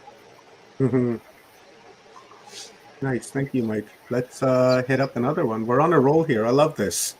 I know you love it too. I know you do, because we've talked about this many times. That's why I did it, Mike. Let's take a question from Huna Mereka again.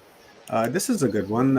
It says, question, also, have you made a connection with 3168 in with John 3:16 in the Bible and the sun and 8 turned sideways equals infinity? Yes. Again, 8 turned sideways, the lazy 8. When you have a singular timeline, a singular line of numbers, it is infinity. Now, when you get beyond infinity, you have negative infinity, which is shrinkage. So when you see the, you know, like the Virgin Media infinity lazy 8 symbol, you have one of the loops which is smaller, which is negative infinity, which is shrinkage. In terms of John and the numbers of John, as I said, the original Bible is the Giza Plateau in Egypt, and that is mathematically, I can prove that. You know, if I can prove that in the mathematics and the height and the diameters of the Great Pyramid, it mentions Christ, who wasn't even around or even thought of in those days. It's almost a prophetic vision. Now, all the mathematics of the Bible, you know, again, I've told you before, and we had a little bit of a laugh over it, but somebody on one of these call-in shows before said to me that the Bible or numbers have nothing to do with the Bible. And I said to them, well, why is there a scripture, a book of the Bible called Numbers? Because there's so many bits of mathematics that is hidden within the Bible, which is hidden within the pyramid. The sun serves the material. That is why there's lots and lots of sun worship, especially those who wish for humanity to remain in the material. because the sun, serves the material realm, which is where they want to keep us.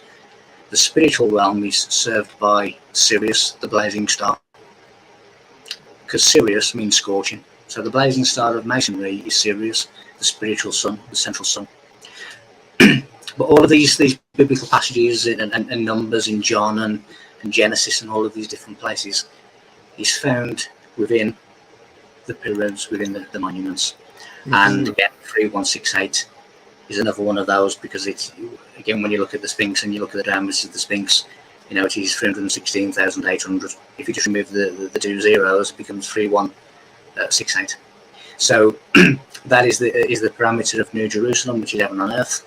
That is the mathematical diameters of the Sphinx of Egypt, which represents enlightened man and how to get to enlightenment. So the Sphinx, the 3168, the New Jerusalem, the pyramids that relate to Christ, it is all a mathematical, numerical Bible that is found in the 13 square acres, the legs of the bed.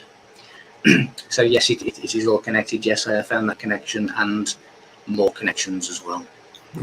So when the John 3:16 says, I'll put it up on the screen here. Where did it go? I believe it's something to do with the sun. It says, for God so loved the world that he gave his one and only Son, that whoever believes in him shall not perish, but have eternal life. And that's really saying that if you can connect with that Christ consciousness and that you become aware of yourself, that you'll have eternal life. Now, is that correct? Or when you look at, for God loved the world so much that he sent his only Son, then look at, again, when you look at biblical scriptures, you need to identify certain key words and you need to analyze what those certain words mean. For example, the amount of religious people that have told me to fear the Lord, to fear God, not really realizing that in Hebrew the word fear is yirah, which means to know and to understand. So it's not saying be scared, it's saying understand God, understand the Lord, understand who they are. So when you look at the sun, as I said in the presentation, what is sun? Well, sun is stone, sun is to build, and sun is sound. Now the secret word, like a baby. yeah. So the secret word that are used between initiates is the word Om, the chant Om, which is a word for the sun, which is what Hindus believe was the primordial sound of creation. But it is also a sound wave of 7.23 centimeters, which is the exact same distance between the chakras of the body. So when God sends his only Son, he's basically building the temple. And it says in the Bible that God is not in the temple built by the hands of man, but this temple is built by God. So we are sons of God, really. We are the temples of God. We are God's builders. So you have to analyze what they mean. So if you're just looking at the physical sun per se, yes, the physical sun gives life as we know it on the planet. It irradiates heat, it radiates light. But we have to analyze the meaning of specific words, because sun worship was really not necessarily the physical sun, but the physical sun is a personification of the solar logos, which is really the forces of universal light. And they saw that as the pie in the sky, the circle in the sky. So yes, we need to analyze the meaning of the words, which gives us the correct understanding of what those phrases mean. Excellent, Mike. This has been just a wonderful session, and we just got a couple of minutes left before we bring Dr. Michael Cremo on. And I want to ask this final question that I've been hanging on to forever, and it is from Heaven is Here. And I'm interested in this too, because I just got a granddaughter, and I want to educate her in this type of information so that when she grows up, she has the real truth.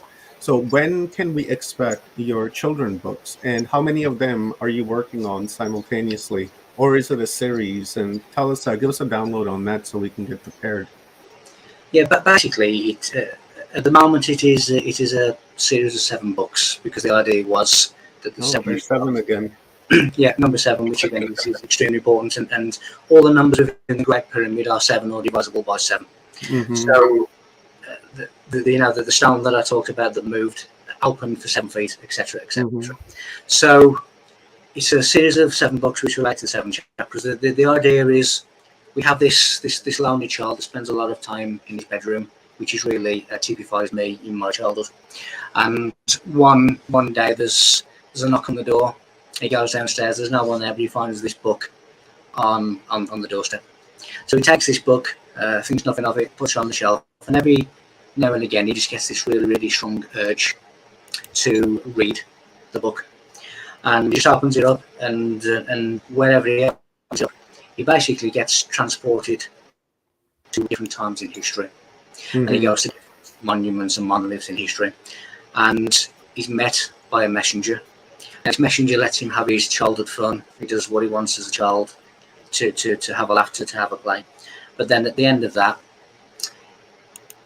he takes his character to one side and says, "Now there's some important information that I need you to take back to your time." And he then goes into the true meanings of the location of where he is. And again, that is Stonehenge, that is Atlantis, that is the Great Pyramid, and so on and so on. It's already, all the books have already been written. I'm just waiting for my wife Sarah now to illustrate them for me, which is obviously a question in the chat room. Once that is done, they will be out. I don't have any specific time at the moment, because I'm also writing Who Built the Pyramids, and that is really taking a lot of time to do that. I hope that it would be sometime this year is really as specific as I can be. But my idea is that children through mainstream education, children through what they see in historical books, are not getting the truth of the situation by any means. And their reality, their life is really dogged by falsity. And I just wanted to address some kind of balance, just to give them just to give children and their parents an alternative viewpoint. And as I say, this is not just my theory.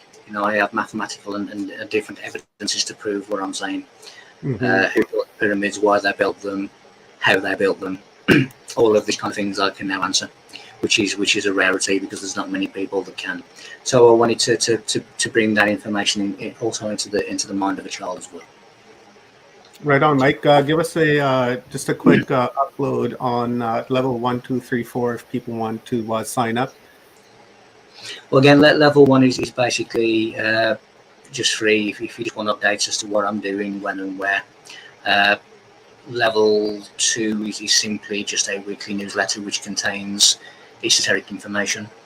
Mm-hmm. Level 3 is the newsletter, plus every time I do a live webinar, you get free access to that. And level 4 is all of those things plus a one-on-one monthly Skype call with me. So those are basically the different newsletters, but there's also other stuff on there which won't cost anything, that they can look at and learn from. Beautiful. Thank you very much, my brother, my star brother. I really totally appreciate your contribution here to Humanity Unplugged. And man, this last 2 hours just like that, just gone.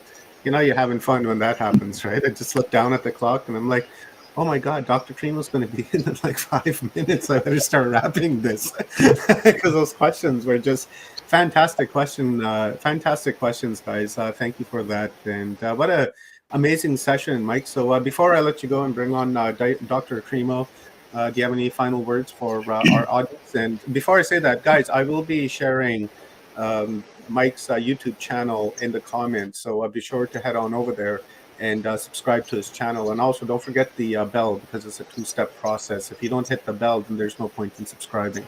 So just quickly, Mike, give us a download, brother. Yes, as always, I like to let people know who they are, because it's something that they're never taught, they're never told.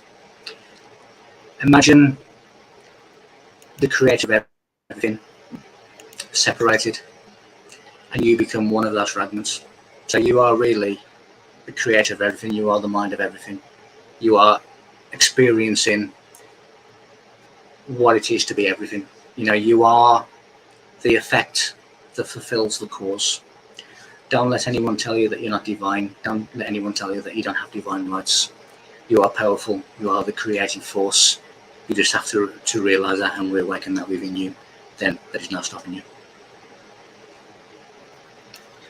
Beautiful. Thank you, Mike. And Greg Herrera was asking here in the comments which of Michael's books explains about the pyramids. He really talks about them in all of them, but here's this excellent book, The Secrets of the Pyramids, Message for Humanity. This is an excellent book. Earlier, this picture that I shared here, I'll just quickly toss it up there.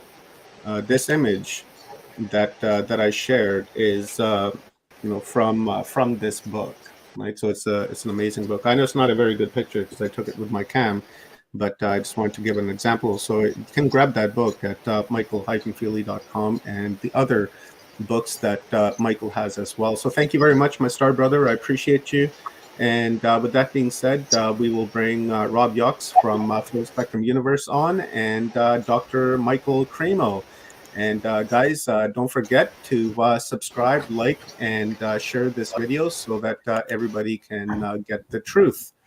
So, Rob, that was an amazing download, brother. Epic. Yeah, Epic. Every time he speaks, I just sit there and I'm like, right? Okay.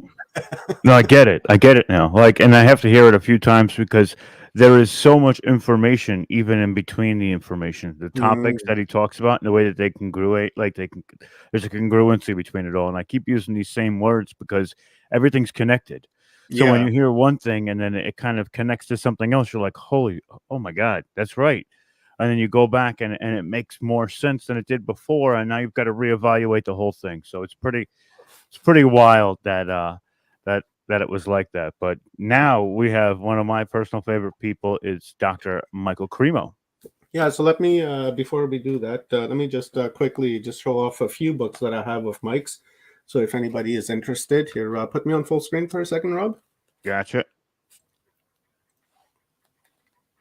You can get this book, guys. It's the Code of Christ. And then we have The Ancient Code, A Serpent Fire. Excellent book. Read that as well. In fact, I read them all.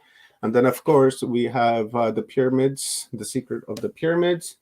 And then we have The Alchemy of the Gods. Every one of these books is excellent. I got a couple more, but it's time to bring Dr. Cremo on. So I will alleviate myself from the screen, and looking forward to this, Rob. Yeah, me too. So just to give you a quick bio on Mr. Cremo, Mr. Dr. Michael Cremo. Michael Cremo is the cutting edge of science and cultural issues. In the course of a few months' time, he might be found on a pilgrimage to a sacred site in India, appearing on a national television show, lecturing at a mainstream science conference, or speaking to an alternative science gathering. As he crosses disciplinary and cultural boundaries, he presents to his various audiences a compelling case for negotiating the new consensus on the nature of reality. Michael Cremo is a member of the World Archaeological Congress and the European Association of Archaeologists, as well as an associate member of the Bhaktivedanta Institute, specializing in history and philosophy of the science. So without further ado, Mr. Cremo, how are you? Good to be with you, Rob and Oh, Omar. it's a pleasure. It's a pleasure. I always love when you come up here and give us an incredible information, because you're always so in tune with not just the archaeological side, but the spiritual side of those archaeological expeditions you've been on, and it's just it's incredible. So, Yeah. So I did have a PowerPoint presentation prepared, but I'd just like you to feel free to interrupt at any time and ask questions. I just wanted to have something to say. of course, prepared, I'll definitely interject and ask some questions as we go Yeah. along.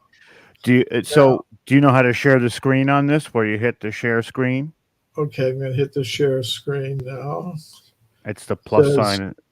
And it says share screen, slides, video file. So is it a lot of slides? Is it a big presentation? It's fairly long, I guess. Okay, so we're gonna go to share screen. You're gonna tap it again, and then it's gonna have Right. another box come up where it says share screen with the big blue bar. Okay. And Entire screen. so right in the middle, next to entire screen, you're gonna see Windows. Right. Go to the Now, windows. click on the Windows and then look down, and you should see the PowerPoint presentation. Okay. I'll click on that. Click on the PowerPoint, and then the bottom right corner it should say share screen. Okay. I can't see the bottom right corner. Are we able to go to slides in the share like we did last time, Dr. Cremo? When we go to share and then we go up top to slides and then upload from your computer. Oh, okay. So I guess I'll have to start again. Yeah, Yeah, we did that the last time and it worked out pretty good for us. So if you just Okay. stop sharing screen and then share, and then right up at the top you'll see slides with an arrow. Okay. The problem is this thing that just came up, the choose what to share. It goes off the bottom of my screen, and I can't get it to move up. So I'm kind of stuck here. Yeah. Let's stop sharing screen. Right? We'll start the process over again. Let's just stop share screen. Okay. Yeah, I can't. Usually you see that at the top of the, like below the URL up top. You see that? Usually if you're sharing the screen, it'll have a bar where you're, Oh, it's okay. what? Why does that keep We'll come happening? back. I think it's the internet, right? The internet is it's a little choppy here on my end as well. And Dr. Cremo will come back here pretty quick. Are you frozen too? Yeah. Yeah, it looks like Rob is frozen too. So all good, guys. We're experiencing this internet difficulty for the past few days anyhow. But, hopefully it will rectify itself and fix itself. So we'll just wait for Dr. Cremo to come back. And there you are. yeah. Oof. I was just stuck in a matrix for a minute. That was wild. Yeah, I know, There right? it is. All right. Okay, I'll stop. Let's. You stop. Share screen. Yeah, and then go. And then up at the top, it's going to say slides. Slides. And then upload from your computer, Dr. Cremo. Okay. Upload. Upload file from the computer. Yeah.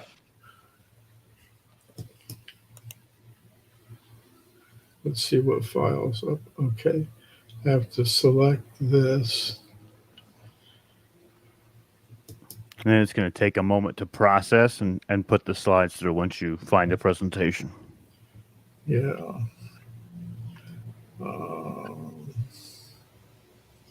Let's see.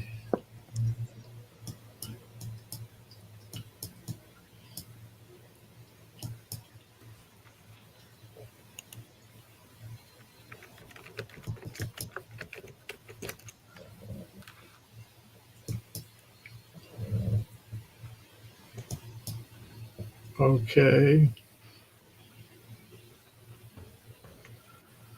Now it says processing, correct?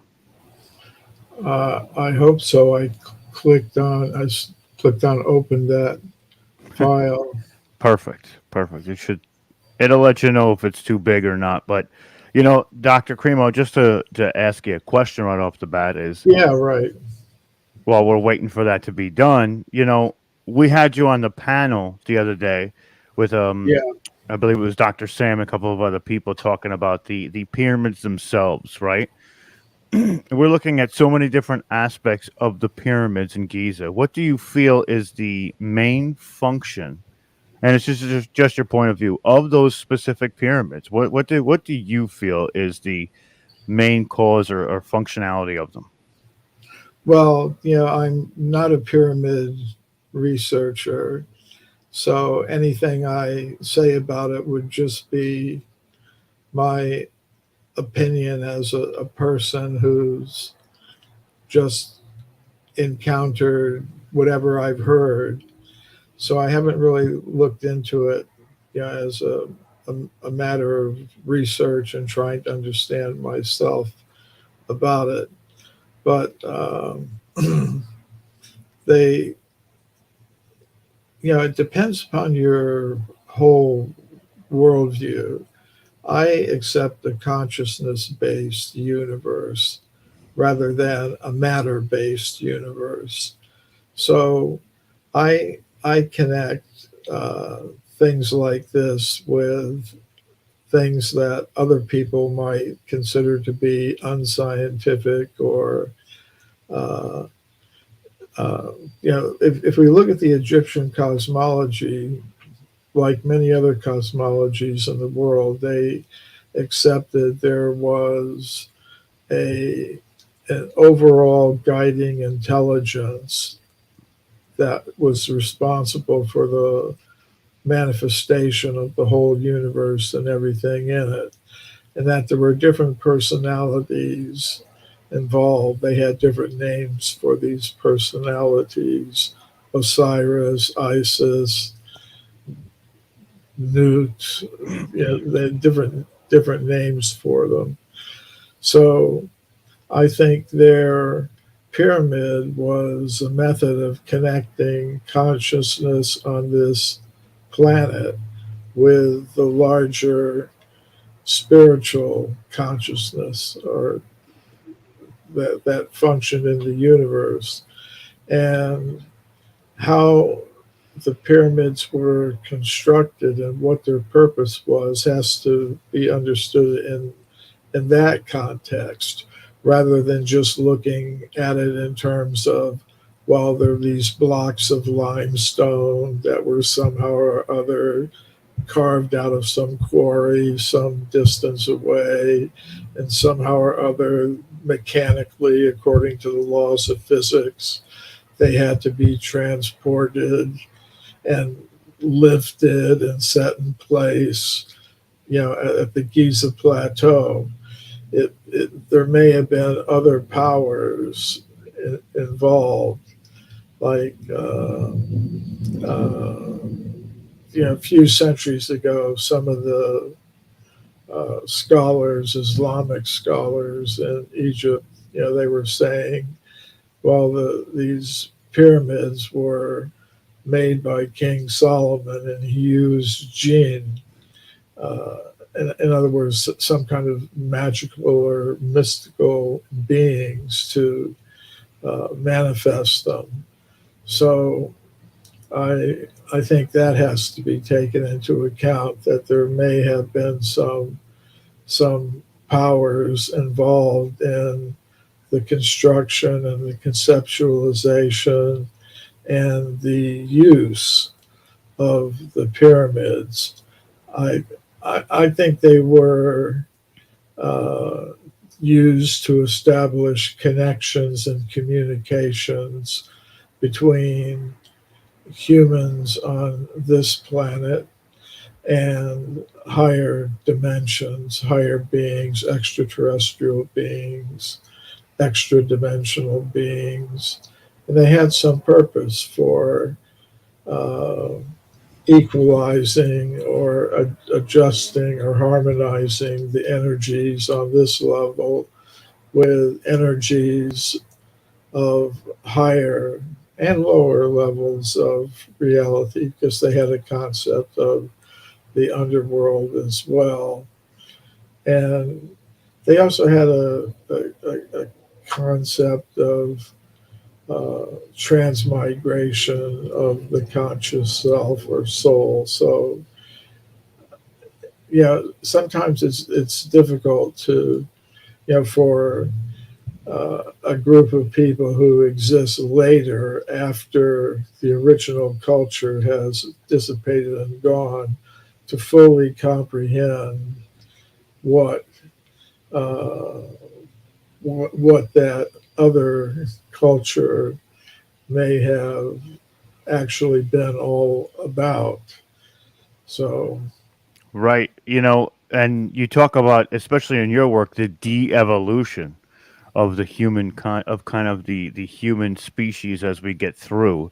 Your presentation did come up here, and uh, we're going to bring it up in 2 seconds. But that de-evolution, if we're talking about ancient Egypt and when those pyramids were probably built, we would have probably been maybe on a higher edge of that before that drastic downfall, coming in the later years. But let's get into the presentation itself. I'm going to do this.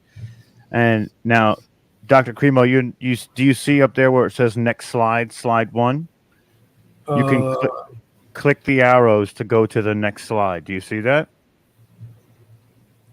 no, I If don't. you hover your mouse on the Oh, screen, there it Dr. is Cremo, down you'll there. see it as well. Okay, I see it. Yeah. Also, if you hover your mouse on the main screen, you'll see the slide thing pop up, and you'll be able to control it from there as well. Okay. Yes. Yeah. So, of course, we were talking about something very interesting there. I mean, you were talking about the downfall. I think you're absolutely right about that. Because if we look back around 5,000 years at all the various cultures around the world, and we see that they had some very common features. The idea that as conscious, intelligent, personal, individual beings, we're not from this world of matter, we're from some higher realm of non material substance. That's our original home, and we're part of a whole cosmic hierarchy of beings. And the self, the conscious self, the soul, doesn't become extinguished at the time of death. So they all tended to have ideas like that. And they were talking about connections between human society and these higher dimensional beings. They were regularly visited by them and communicated with them. But that all seemed to stop about 5,000 years ago or so, which kind of corresponds with the Hindu idea of cyclical time, that there are yugas that pass one age to the other. And there was a change in the yugas where things dropped to a lower energy level on this planet, which resulted in people becoming more concentrated on trying to dominate, control, and exploit the resources of this planet in competition with each other, which we see still going on today. So their attention was focused elsewhere, not on their connection with the whole cosmos, but with a very narrow focus on their own uh, desires to dominate, control, and exploit others and the resources of nature. And those connections between human society on this planet and the extraterrestrial or extra dimensional elements was left aside. So, but to get that's part of what I mean by devolution. Can I go back to the slides now? Do I just click on okay. So that's what I had prepared for today. And, sometimes people ask me, well, why a spiritual perspective? Why is it necessary? Isn't science enough? And why, in particular, a Vedic perspective? And that's because I am, like many of you are, a transcultural person. Now, to be trans anything is difficult, and transcultural is also difficult.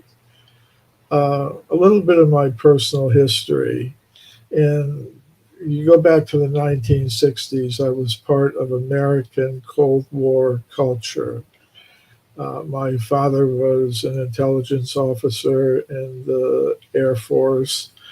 I went to school, went to the university. I was preparing for a similar career in one of the intelligence services or the diplomatic service, the State Department.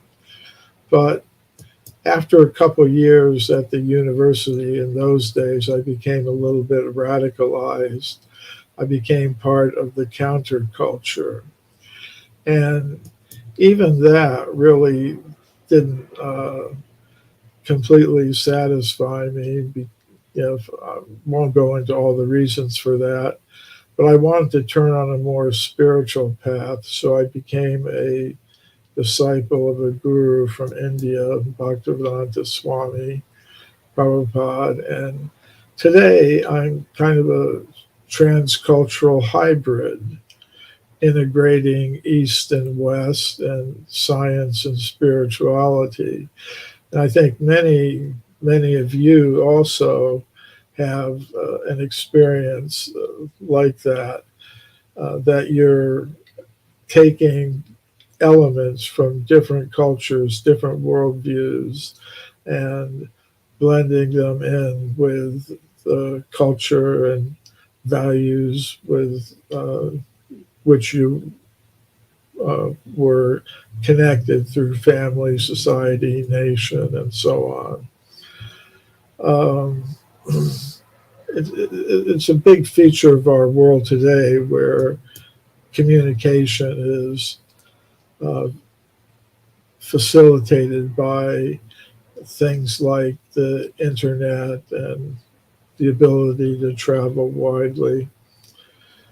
So what I'm really interested in is the question of human origins, and the Vedic teachings, especially the Puranas or the historical writings of ancient India, talk about human populations that have existed on this planet for many millions of years.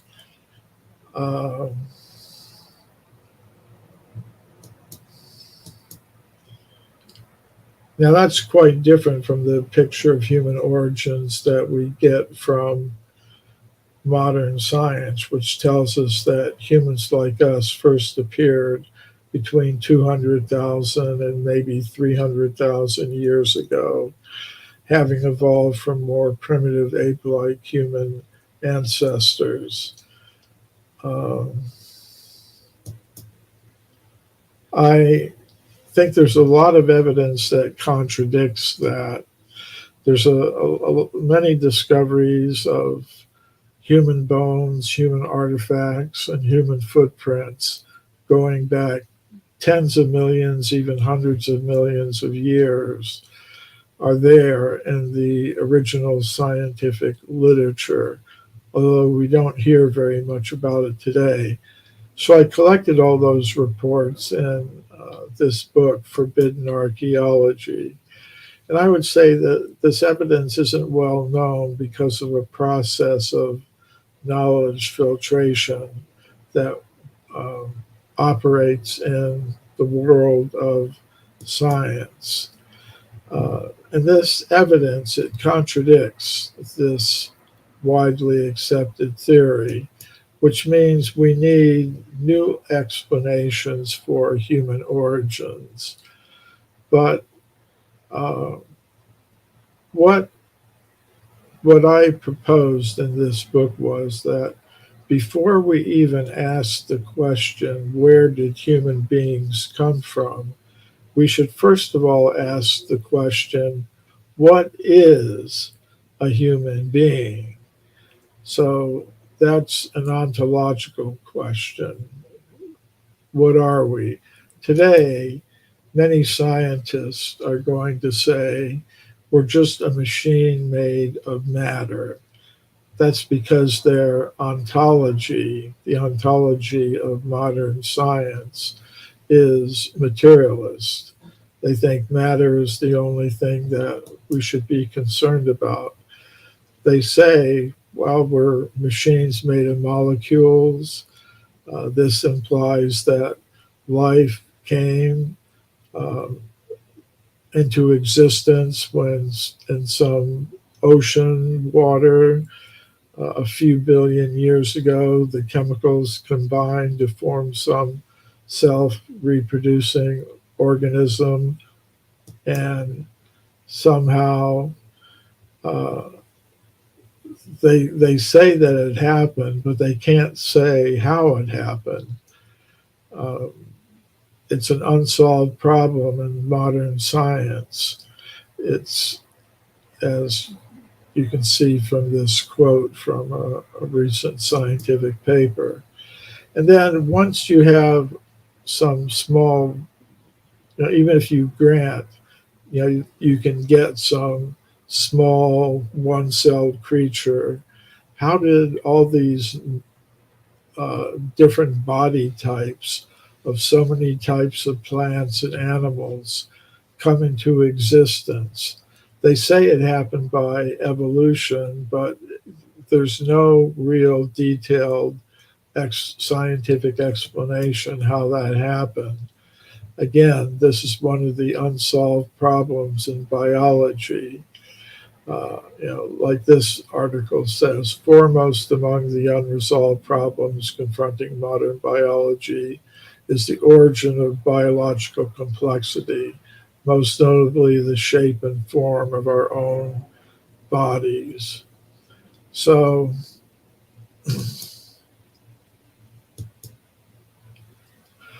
then there's the question of consciousness. Most scientists say it's produced by chemicals in the brain, but they've never shown exactly how. So I would say the materialist ontology, this idea that everything can be explained by transformations of molecules, is a failed ontology. They can't explain the origin of life by it. They can't explain the origin of species. They can't explain the origin of consciousness. Now, they may say, well, but we're trying and we will figure it out. And they'll just stick to the same ontology that's failed in the past and hope that it'll be successful in the future. But another approach is to change the ontology. And many scientists have kind of come to that conclusion when they've reached a dead end in their attempts to explain everything by combinations of matter. Some of them are thinking, like Rodney Brooks of the Artificial Life Lab at MIT, there might be some extra sort of stuff in living systems outside our current understanding. And among the possibilities he mentioned were some ineffable entities such as the soul or elan vital, the vital force. And you have other modern academics like Thomas Nagel in his book, Mind and Cosmos, who says, we really have to take this seriously, that modern science can't explain consciousness. It's conscious subjects and their mental lives are inescapable components of reality, not describable by the physical sciences. So, what is a human being? A human being is not just a collection of molecules, not just a purely material being. Matter is there, yes, but beyond that, there is a subtle mind element, a mental body, and there's also the spiritual body, which is the source of consciousness. There are Sanskrit terms for these things, which I won't go over, but you could consider it like a computer analogy that the matter, the material part of our body, the gross physical part, is like the computer hardware. The mental body, which allows the gross physical body to interact with the conscious self, is like the computer software. And the conscious self, the soul, the spiritual element, is like the user of the computer. And there's a lot of evidence for these things. For example, there's evidence for a subtle mental body associated with the human organism that can act in ways that contradict the laws of physics as they're currently understood. Like, mind is something we can't see, but we can detect its effects. Like, air is invisible, but you can observe its effects when it blows over the surface of a lake, for example. You can see waves forming. So similarly, we can't see mind, but there are scientists who have, like Alfred Russel Wallace, who, along with Darwin, was the co-founder of the theory of evolution by natural selection. He was doing experiments with mediums, like he would observe cases of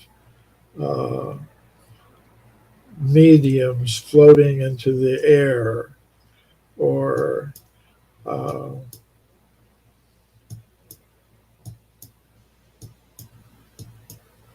okay, we're not going to the next slide. I see that. Why it's not. Yeah. Let's go back a little bit. See, hang on. Let's try and get it to go past there. Okay. Oh, there we go. Oh, it went too far.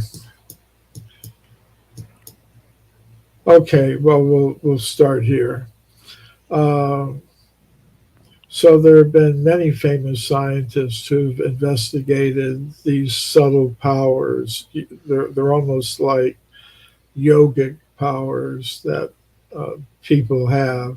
Pierre and Marie Curie, who got Nobel Prizes for their work in discovering radium, were doing research with mediums like Eusapia Palladino, who had psychokinetic powers, the ability to move material objects without touching them.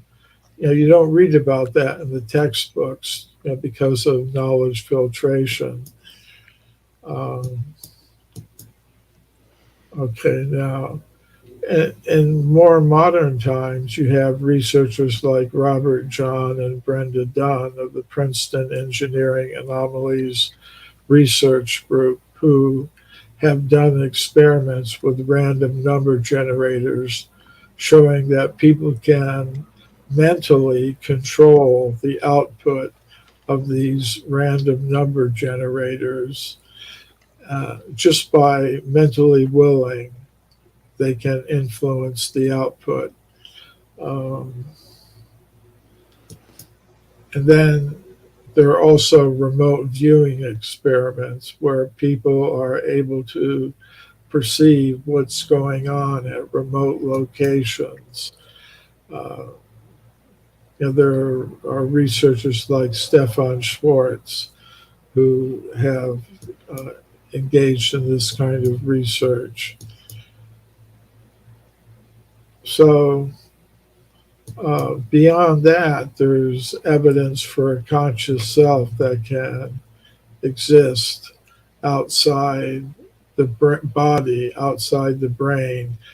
Evidence for this phenomenon comes from medical studies of out-of-body experiences, where the conscious self temporarily separates from the brain and then re-enters the same body, becomes associated with the same brain.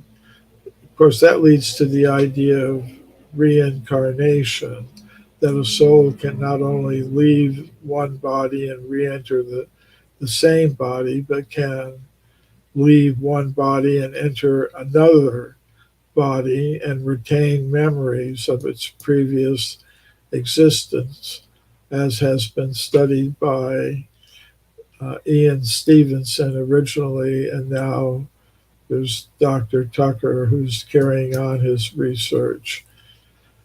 So in this process of the evolution in this process of transmigration of the soul, there can also be an evolution of the soul through different species, different kinds of bodies, to the human body, and then from there it's possible to go back down. So there's a kind of an evolution or devolution also of the soul. So basically, if we're going to talk about a human being, we have to understand what a human being actually is. And what we are ultimately is beings of pure consciousness. And the cosmos itself is divided in these different ways. There at the bottom, there's a level of the cosmos dominated by ordinary matter, and that's where we exist today.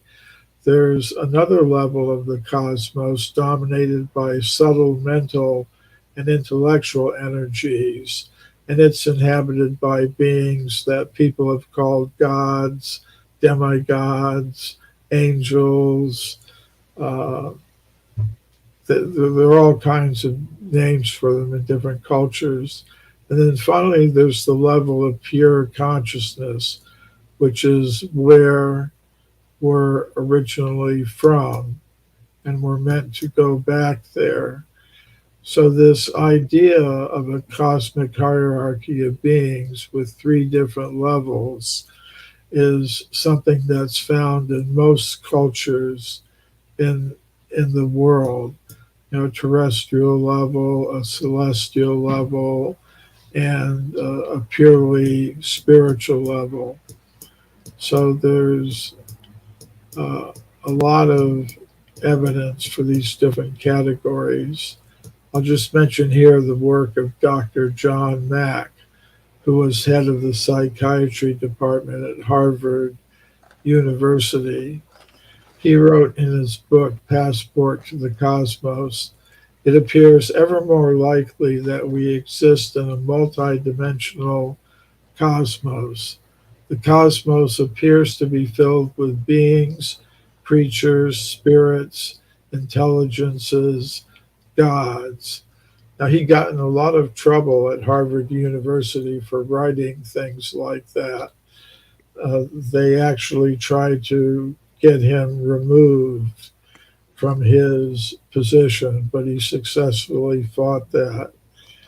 I remember meeting him once we were both speaking at a crop circle conference in Glastonbury, England, and we went to each other's lectures and we agreed to stay in touch with each other, but he died in an automobile accident in England shortly after that. And he was walking by the side of a road, and a car went up on the side of the road and killed him. But I'll put this concept of devolution together for you now. As beings of pure consciousness, we originally exist on this high level, the level of pure consciousness or spirit. Some conscious selves come down to the mental and intellectual level, the level of the subtle material energies, and some go further down to the level of accepting gross physical bodies. But it's a process that can be reversed.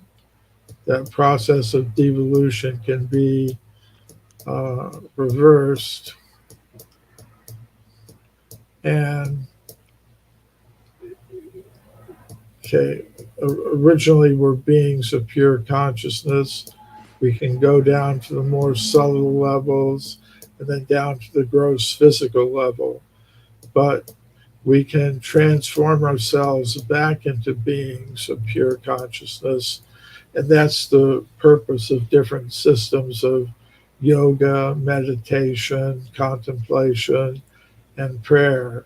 And that's the actual purpose of human life, from which many have become distracted by the forces that are in control of society today, who want to direct our attention to purely material things. The antidote to that is to direct one's attention inward towards the light, the spiritual light. I do that by Hare Krishna mantra meditation, but there are many different systems of transforming consciousness to be found in the great spiritual traditions of the world, including indigenous peoples' worldviews. So these are some of my books: Human Devolution on this topic, My Science, My Religion, and these others as well. So, yeah, I wanted to have something prepared for today, but I really enjoyed speaking with you, Rob, and Omar, when I have a chance to speak with you. Omar is in the background. He's coming in. He was doing some screen checks. But, Dr. Cremo, one of the things that I love your explanation on is your reasoning for following the Hare Krishna model of what what you feel is your spiritual side. Could you delve into that a little bit in the sense of what drew you to them initially? Well, initially I received a copy of Bhagavad Gita from some Hare Krishna devotees at a Grateful Dead concert in upstate New York in the 1970s. And I liked the ideas in the book, and I also liked that there was some practical advice about what to do, and that you have to take control of your life, because there are so many things that are competing for our attention. There's the media, the news. I mean, if all the news is talking about a certain thing, then you become fixated on it. And when I could see that, so many things are competing for my attention, and what is the result of giving my attention to those things? It seemed to be focused on convincing me that I'm a machine made of matter, and that my purpose in life is to consume and produce as many material things as possible in competition with others who are doing the same thing. And it becomes like, well, am I satisfied with that? And to, because, and they were trying to fix my identity in that way, that, yeah, I'm a producer and consumer of material things, and certain people profit from that, and it generates wealth for other people, and they may exploit it in different ways. So I thought I would rather have this other kind of identity that's described in this ancient text. I'm not saying that the Bhagavad Gita is the only place you can get these insights. It just happened to be what resonated with me. But I decided that, well, yeah, maybe it would be good to focus my attention on something that would allow my identity to be less under the influence of these other things. So that's what got me into meditation, to being able to focus on the nature of the self beyond its material coverings. So I think that's what really got me into it, the need to, like I said, take control of my mind and intelligence and focus on the essential self, which then allows me to see others not in terms of their external covering, but in terms of their nature as beings of pure consciousness. And that's because if we don't know who we really are, then we can't act in our own best self-interest. And if we don't know who others really are, we can't act in their best interest.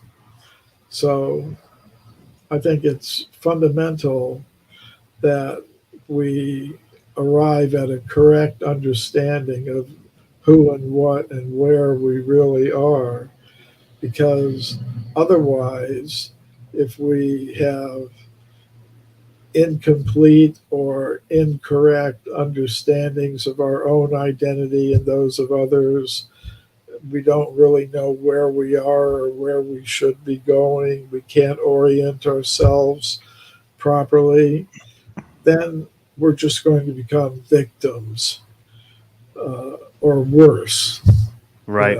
Victimizers of other people, other living things, and ourselves. I love how you describe that too, and there is a balance between, of course, we have to purchase certain items, but if you stand principled in those in that side of your life, it's numbing, it's non-fulfilling, and it becomes this dichotomy that essentially you become eventually the one who's profiting in a way that's not fulfilling. And one of the things we did at an event in the beginning of January, when we were trying to create intentions for this year, was we kind of went into that two roads model, where there's this inevitable split that's coming, and the low frequency is one way, higher frequency is the other way. What's your take on that specific type of I think it was it was the Hopi text, but I think they've talked about it in other areas of the world as well. Well, basically, there are two types of conscious selves in this material world. One type is trying to understand, I'm a being of pure consciousness, you're a being of pure consciousness, we're all beings of pure consciousness, we're all related on that platform, And as you were mentioning, Rob, yeah, we do have material necessities. That's a fact. But if one is in this group, like trying to understand our real nature as beings of pure consciousness, we would try to figure out ways in which to satisfy our material needs in the most simple, natural, fair, and efficient way possible.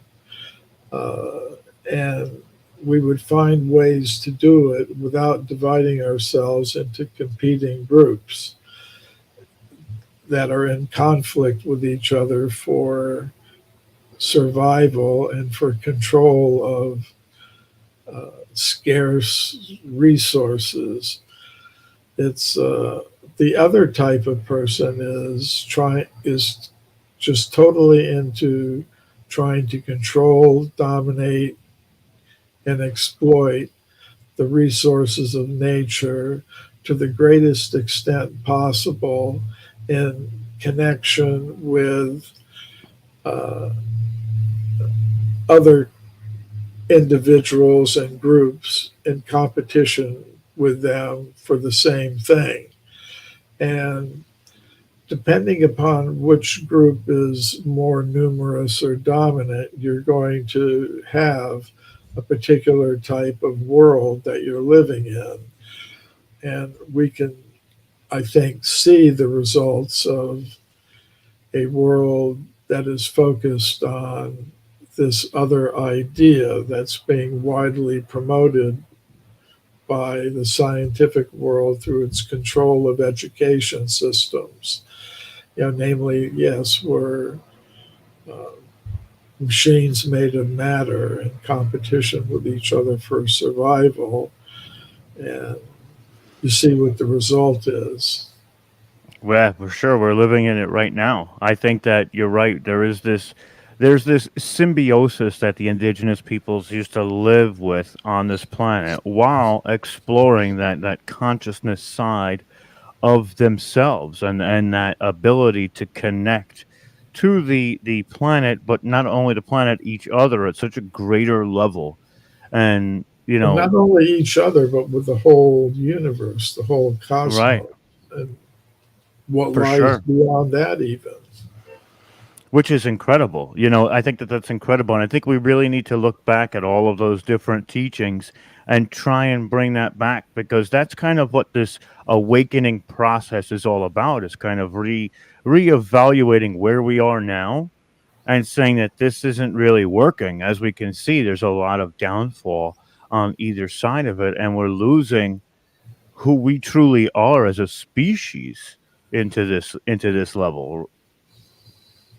See, the difficulty is that on the materialistic side, you think people can be compelled. If you just organize them and educate them, and you can get them to do what you want. Whereas on the other side, you understand it's got to be voluntary. People can't be compelled. It requires people to change something deep within their hearts about their whole attitude towards life and what they're about. So, Absolutely. this It's very difficult, because voluntary, they're not going to want to give up the creature comforts, or they don't want to have to get uncomfortable to be. But see, this is kind of where the path, I think personally, is. You may be uncomfortable for a time, but it'll prolong life, as and if we keep going at this rate, we may not be here in 10 years. well, it's uncomfortable the other way as well. So, Hmm. uh, but I don't think that life on the path of light is necessarily going to be uncomfortable. Uh, that's, I don't think that's necessarily the case. I think if people learn to function in that way, respecting that everyone is a being of pure consciousness, it can be more comfortable than living the other way. Well, of course.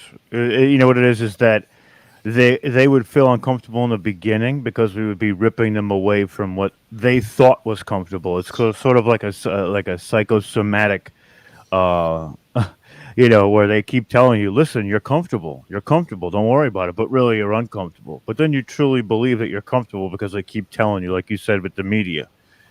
But you're right. Going back to the light is essentially that it wouldn't be the same type of, they would be comfortable. They just wouldn't realize it at first, possibly. I mean, that's really what, you know what I mean? Like, it's kind of, people have been so programmed to just feel specific things at specific times when told, and it's, we're really trying to break that paradigm and shed that programming so people like shake them out of it, like wake up,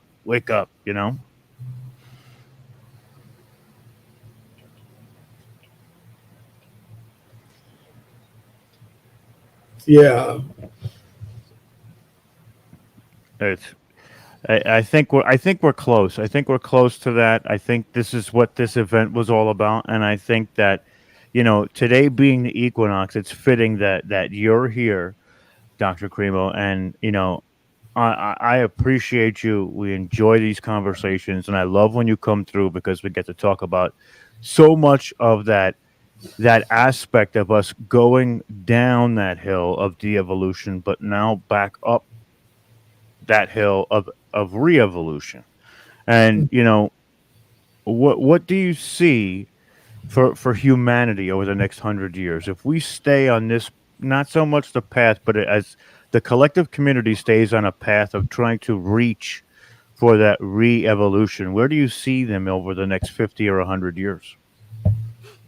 Well, I think that depends upon the decisions that each individual makes. If we keep going down the current path and we kind of see where it leads to more conflict on all levels of human society, more environmental disturbances, it's it could go in that direction.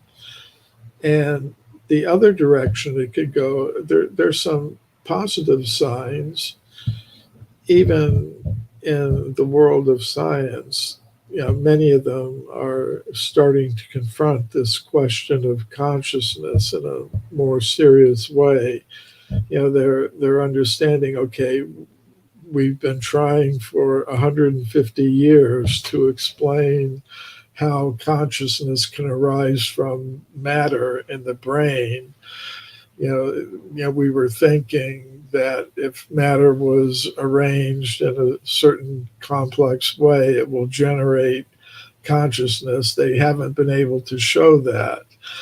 So many in the world of science today are turning to what's called panpsychism, the idea that, well, maybe we're going to have to consider consciousness to be a fundamental property of matter or something.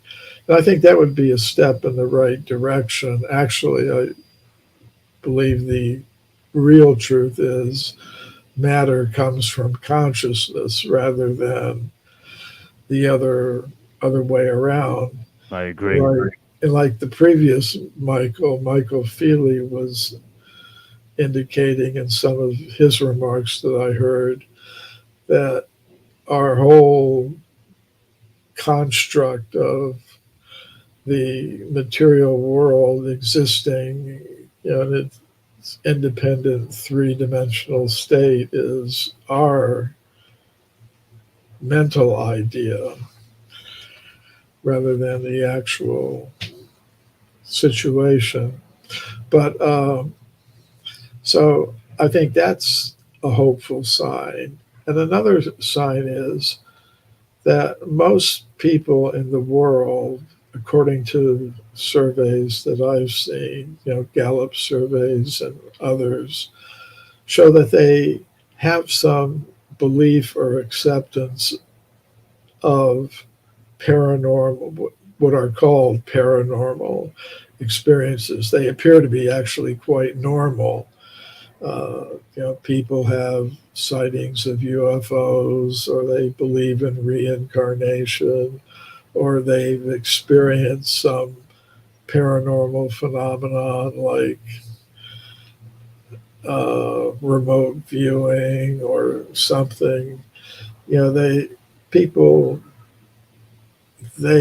have all kinds of ideas that contradict what the mainstream elements in the scientific world and education system have been trying to lure them away from for quite a long time.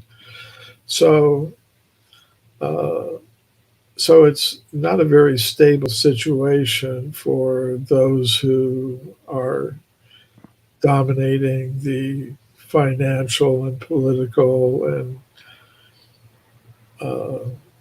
economic institutions and power centers that most people don't, if you get right down to it, really don't accept the worldview that they're promoting. They're on their last leg for sure. Yeah. Definitely on their last leg for sure. Yeah, so there could be some shift in another direction, but as I said, that's every single person who's listening. It's going to depend upon their individual decisions about how they're going to live their lives. And of course, I assume most of the people who are listening in or viewing, they're already moving in that direction or have gone way beyond even what I'm able to comprehend. But it has an effect on the people around them. It may not be immediately visible, but people, if they're presented with options, if they can see, oh, this person is doing this, and then it becomes an option that they begin to consider. They may not take it up immediately, but at a certain point, they realize, well, yeah, I would like to move in that direction. I would like to hang out with people like that or work with people like that. So you're absolutely right, Dr. Cremo. And we're out of time today, and I just wanted to thank you again. It's always an honor and a privilege to speak with you, and I can't wait to speak to you again because I feel like off what you just said now, we could do a whole other show about how the ripple effect happens when you talk to people, but we don't have the time for that right now. But I appreciate you. We love you here at Watchers Talk and Full Spectrum Universe. You're one of our go-tos for information, and we truly appreciate you, Dr. Cremo. Well, I appreciate what you're doing because we're part of a community of people who are trying to move things in a certain direction. And we're all making our different contributions. There are researchers and speakers and writers. There are broadcasters, people who are communicating and creating platforms for us. And then there are the people who are listening and being influenced. And actually, any particular individual may be doing all of those things, creating platforms for communication, generating research and writing and lectures that inform and educate and enlighten and inspire people. And then there may be people we may be doing all three things, each one of us.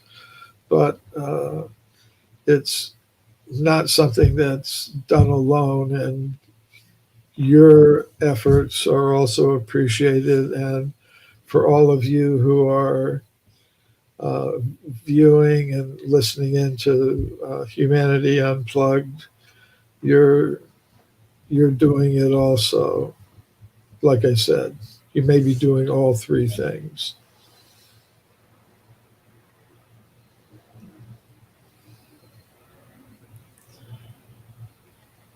So are we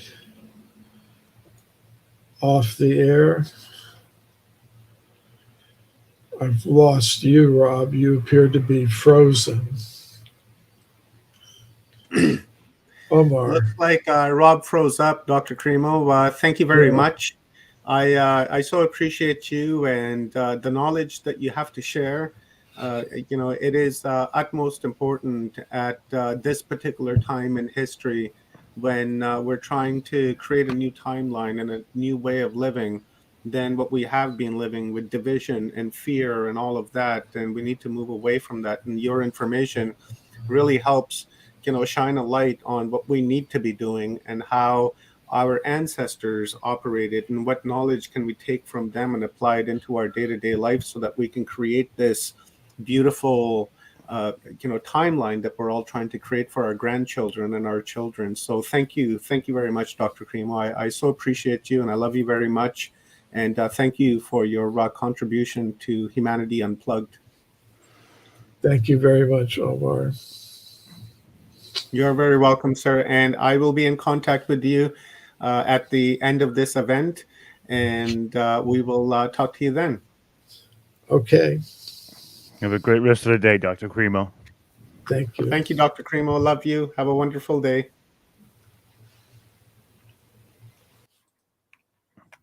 Wow.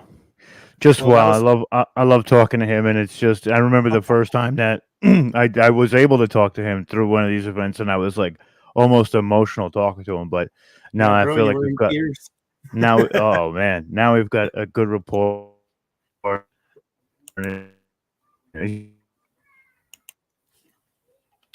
Oh, I got quite the lag on your internet on your end of the your end of the internet, Rob. But that's okay. We've got Leanne Curtis, our very own star sister, Leanne Curtis, coming on to give us a stretch before we get an upload from Dr. Sam Osmanovic. And guys, raise your awareness and visit Dr. Cremo's website at mccremo.com. I've got it here in all of the chat rooms. Place an order for his books. He's just an incredible man that's been sharing knowledge with us for decades now. And visit the site, raise your awareness. I go to that site quite often, actually, and I read up on articles and things like that helps raise my awareness.